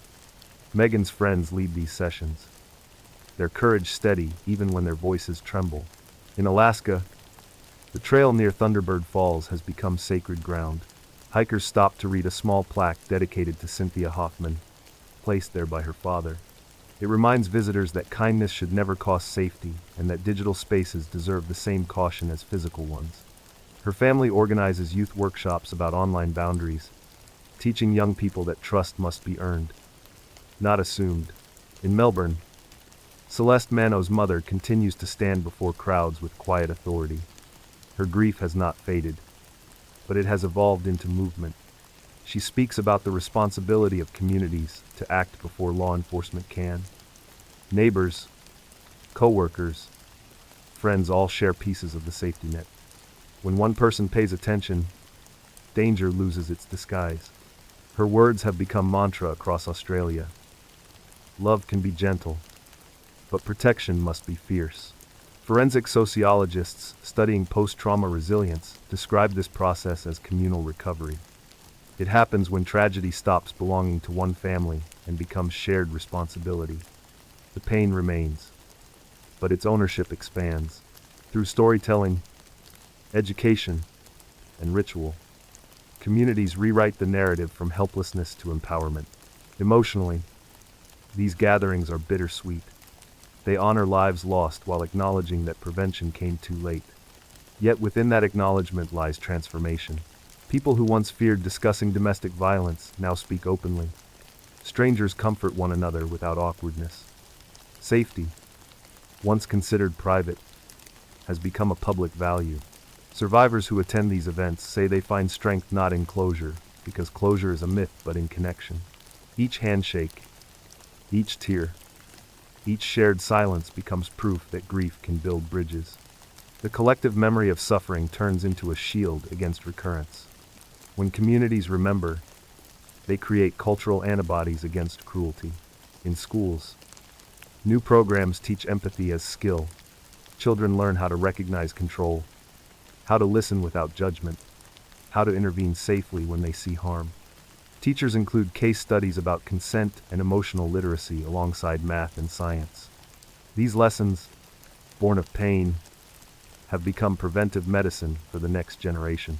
The influence of survivors extends beyond advocacy. Their stories reshape art and policy, therapy and technology, documentaries, podcasts, and memorial exhibits ensure that faces once seen on headlines are remembered with dignity. Their narratives remind audiences that true crime is not entertainment, it is human loss demanding accountability. Emotionally, the endurance of survivors teaches that healing is not the absence of grief, but the ability to live beside it. They learn to coexist with memory, to let love outgrow pain. When they speak at conferences or candlelight vigils, their voices carry both sorrow and calm, like the sound of rain easing into morning. Their message is simple. If you see something, say something, even if you fear being wrong. Community vigilance does not replace justice. It amplifies it. It begins with awareness, but ends with empathy. When neighbors notice, when friends check in, when families believe fear before proof, the cycle of tragedy can be broken. Each act of remembrance, each candle, each march, each story told in a classroom adds another layer of protection around those who are still here. Memory, when shared, becomes armor. As night falls over towns and cities that have learned these lessons the hardest way possible, the lights of remembrance continue to glow. They do not banish darkness entirely, but they make it visible, giving people the chance to recognize it before it reaches another door. Tomorrow, we step closer to the end of this long journey to the reflection on silence, on the human cost of indifference, and on what it truly means to remember without fear. Silence is often mistaken for peace. In reality, it is the sound that follows every unspoken warning, every ignored instinct, every plea that arrived too softly to be heard. Across every story we have followed, silence played its role like a hidden accomplice. It appeared in phone calls unanswered, in neighbors who hesitated, in systems that paused for proof while danger kept moving. Cody Johnson's family heard silence where a husband's story should have been. The McStay relatives lived years of silence before the desert spoke the truth. Megan Newborough's parents listened to the silence of a courtroom when her killer described love as if it were reason. Cynthia Hoffman's father faced the silence of a world that did not yet understand digital cruelty. And Aggie Mano sat in a house so quiet after her daughter's murder that even the air seemed afraid to move. Forensic investigators often describe silence as the hardest evidence to interpret. It leaves no fingerprints, no timestamps, no measurable trace. Yet it tells the clearest story: what was not done, who did not listen, what help never came. In reports, silence appears as gaps. No record, no call, no intervention. Those blanks are where lives slip through. Psychologists who study trauma explain that silence serves as both shield and wound. Victims often stay quiet out of fear of disbelief. Families stay quiet out of exhaustion. Communities stay quiet out of uncertainty. And when the unthinkable happens, that collective quiet transforms into guilt. The sound of could have echoes louder than any siren. Emotionally, the cost of silence is carried in small, invisible ways. It shows up in mothers who double-check locks each night, in fathers who pause before answering unknown numbers, in friends who replay conversations wondering if they missed a clue. It lingers in neighborhoods where lights stay on longer than necessary, in workplaces where laughter feels forced after loss. Silence does not end when violence does. It stretches into the future, shaping how people live and trust. Forensic sociology describes this aftermath as secondary victimization, the trauma experienced by those who witnessed the system fail. Each case leaves behind not only grief, but disillusionment. People who once believed that law and order were reliable now understand how easily they can falter. The burden of that realization is heavy. It breeds vigilance, but also sorrow. In interviews conducted years after their tragedies, the families of these victims often speak about sound. Cody's mother remembers the echo of search helicopters fading over the mountains. Megan's sister recalls the hum of fluorescent lights during testimony. Cynthia's father speaks about the river, constant and indifferent. Aggie Mano talks about the ringing in her ears the night her daughter screamed. These sounds haunt because they remind survivors that silence is never truly empty, it is filled with memory. Breaking that silence is an act of rebellion. It requires courage to speak into spaces where fear once lived. Survivors who share their stories do not do it for sympathy. They do it to fill the void that silence left behind. Every time they speak, they transform absence into warning. Their words become guideposts for others still trapped in quiet danger.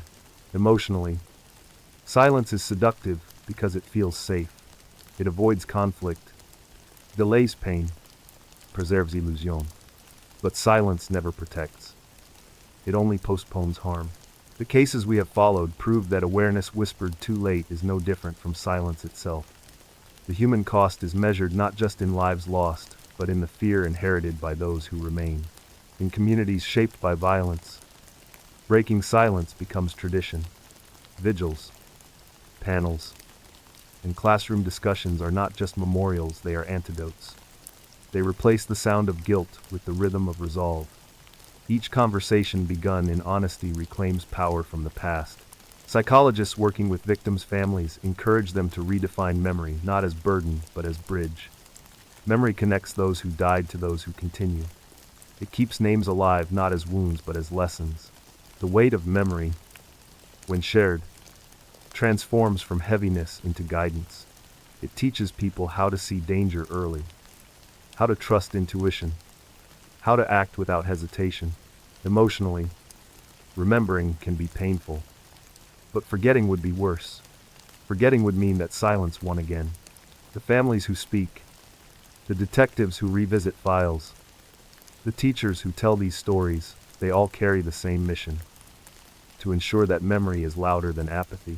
Across countries and time zones, the same truth repeats. Every tragedy begins with a moment when someone felt uneasy and said nothing, or said something and was ignored. The lesson written in grief is clear. Safety begins with sound, with a voice refusing to vanish into politeness or doubt. As night falls in the places these stories were born, the silence feels different now. It is not the quiet of ignorance, but of remembrance. It is filled with names, with echoes, with the collective promise to listen next time. Tomorrow, we approach the closing chapters, a reflection on justice, on the fragility of peace, and on how remembering these stories can transform fear into compassion, strong enough to break the pattern at last. Justice is supposed to be an ending, the final line in a story that began with harm. In courtrooms, it arrives dressed in ceremony, the oath, the verdict, the sentence. But for those who live inside the aftermath, justice feels less like closure and more like survival. It is the sound of a door closing in a prison, while another door, the one inside the heart, stays open forever. Across these stories, justice came in fragments. Jordan Graham confessed. Charles Merritt was convicted. Ross McCullum was sentenced. Darren Schillmiller imprisoned. Louis Sacco held accountable. Yet none of those outcomes restored what was lost. Justice punishes the act but cannot repair its echo. Families who once believed verdicts would bring peace discovered instead that peace is fragile, fleeting, conditional. It visits in small moments, when the sun hits an old photograph, when laughter briefly returns, when memory feels like warmth rather than wound. Forensic psychologists describe this phase as the post-verdict paradox. The human mind expects relief once accountability is achieved. But trauma does not follow legal logic. The body remembers fear even after danger is gone. Survivors often report that sentencing days feel hollow, that the silence afterward is heavier than the trial itself. The system ends the story for society, but not for them. Emotionally, healing begins where justice stops. It does not come from verdicts or headlines, but from the quiet persistence of living again. Parents learn to smile without guilt. Friends learn to speak their names without breaking. Communities learn to transform anger into advocacy. Healing is not forgetting. It is carrying memory with grace. Forensic sociology observes that peace, like justice, is an unstable construct. It depends on awareness, empathy, and accountability. When any of those falter, peace fractures. The fragility of peace is visible in every reform written in response to tragedy. Each new law is a bandage, not a cure.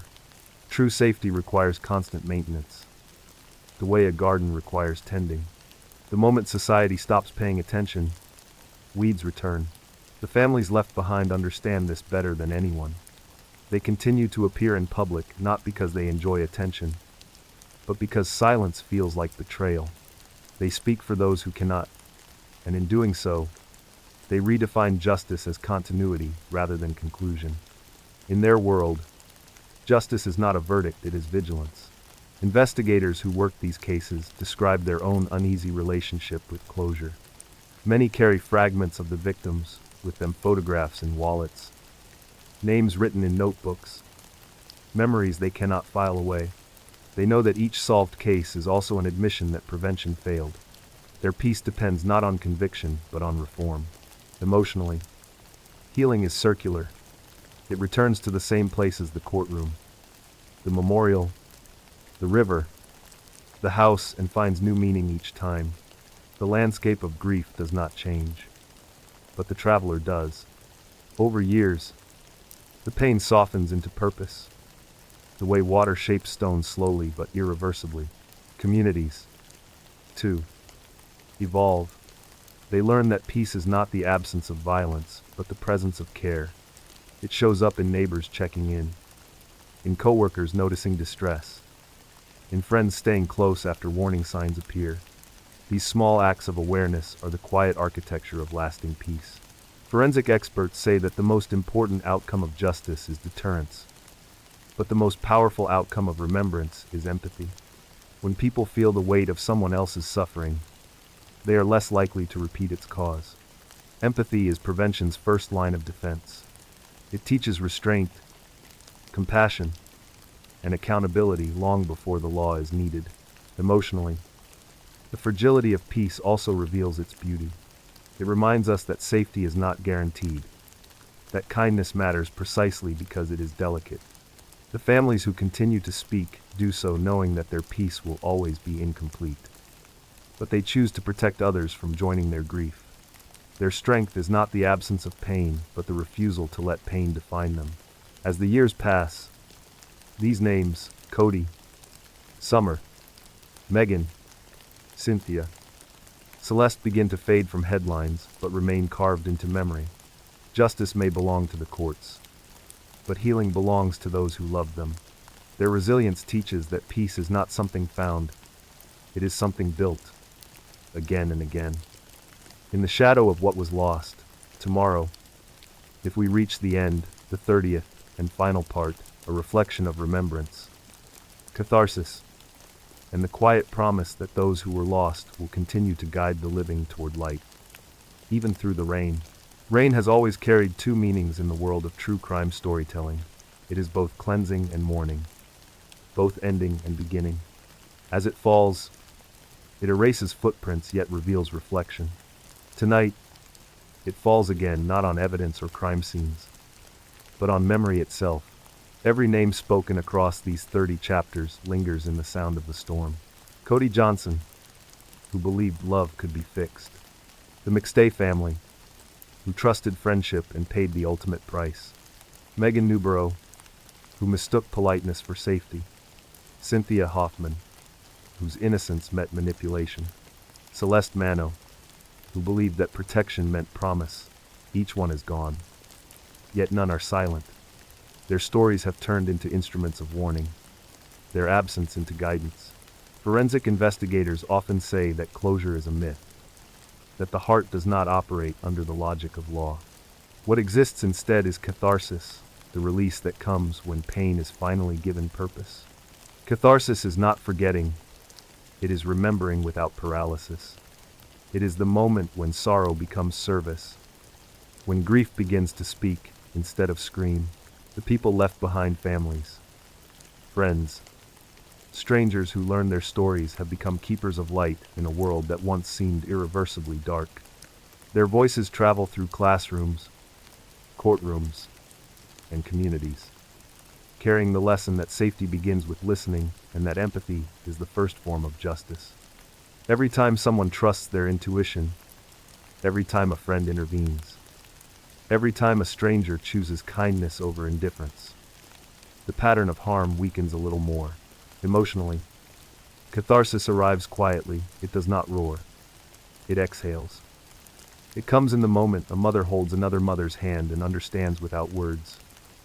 It comes when a detective reopens a file and whispers a promise to keep learning. It comes when a listener hearing these stories decides to act differently, to check in, to speak up, to care sooner. The beauty of remembrance is that it turns mourning into motion. Forensic psychology teaches that trauma cannot be erased, but it can be reframed. The meaning of these stories now belongs to the living. They are no longer tales of death. They are blueprints for compassion. In them lie warnings about control, about silence, about the illusion of safety, but also reminders of strength, courage, and connection. As rain falls over mountains, deserts, cities, and coastlines, it touches every place that once held pain.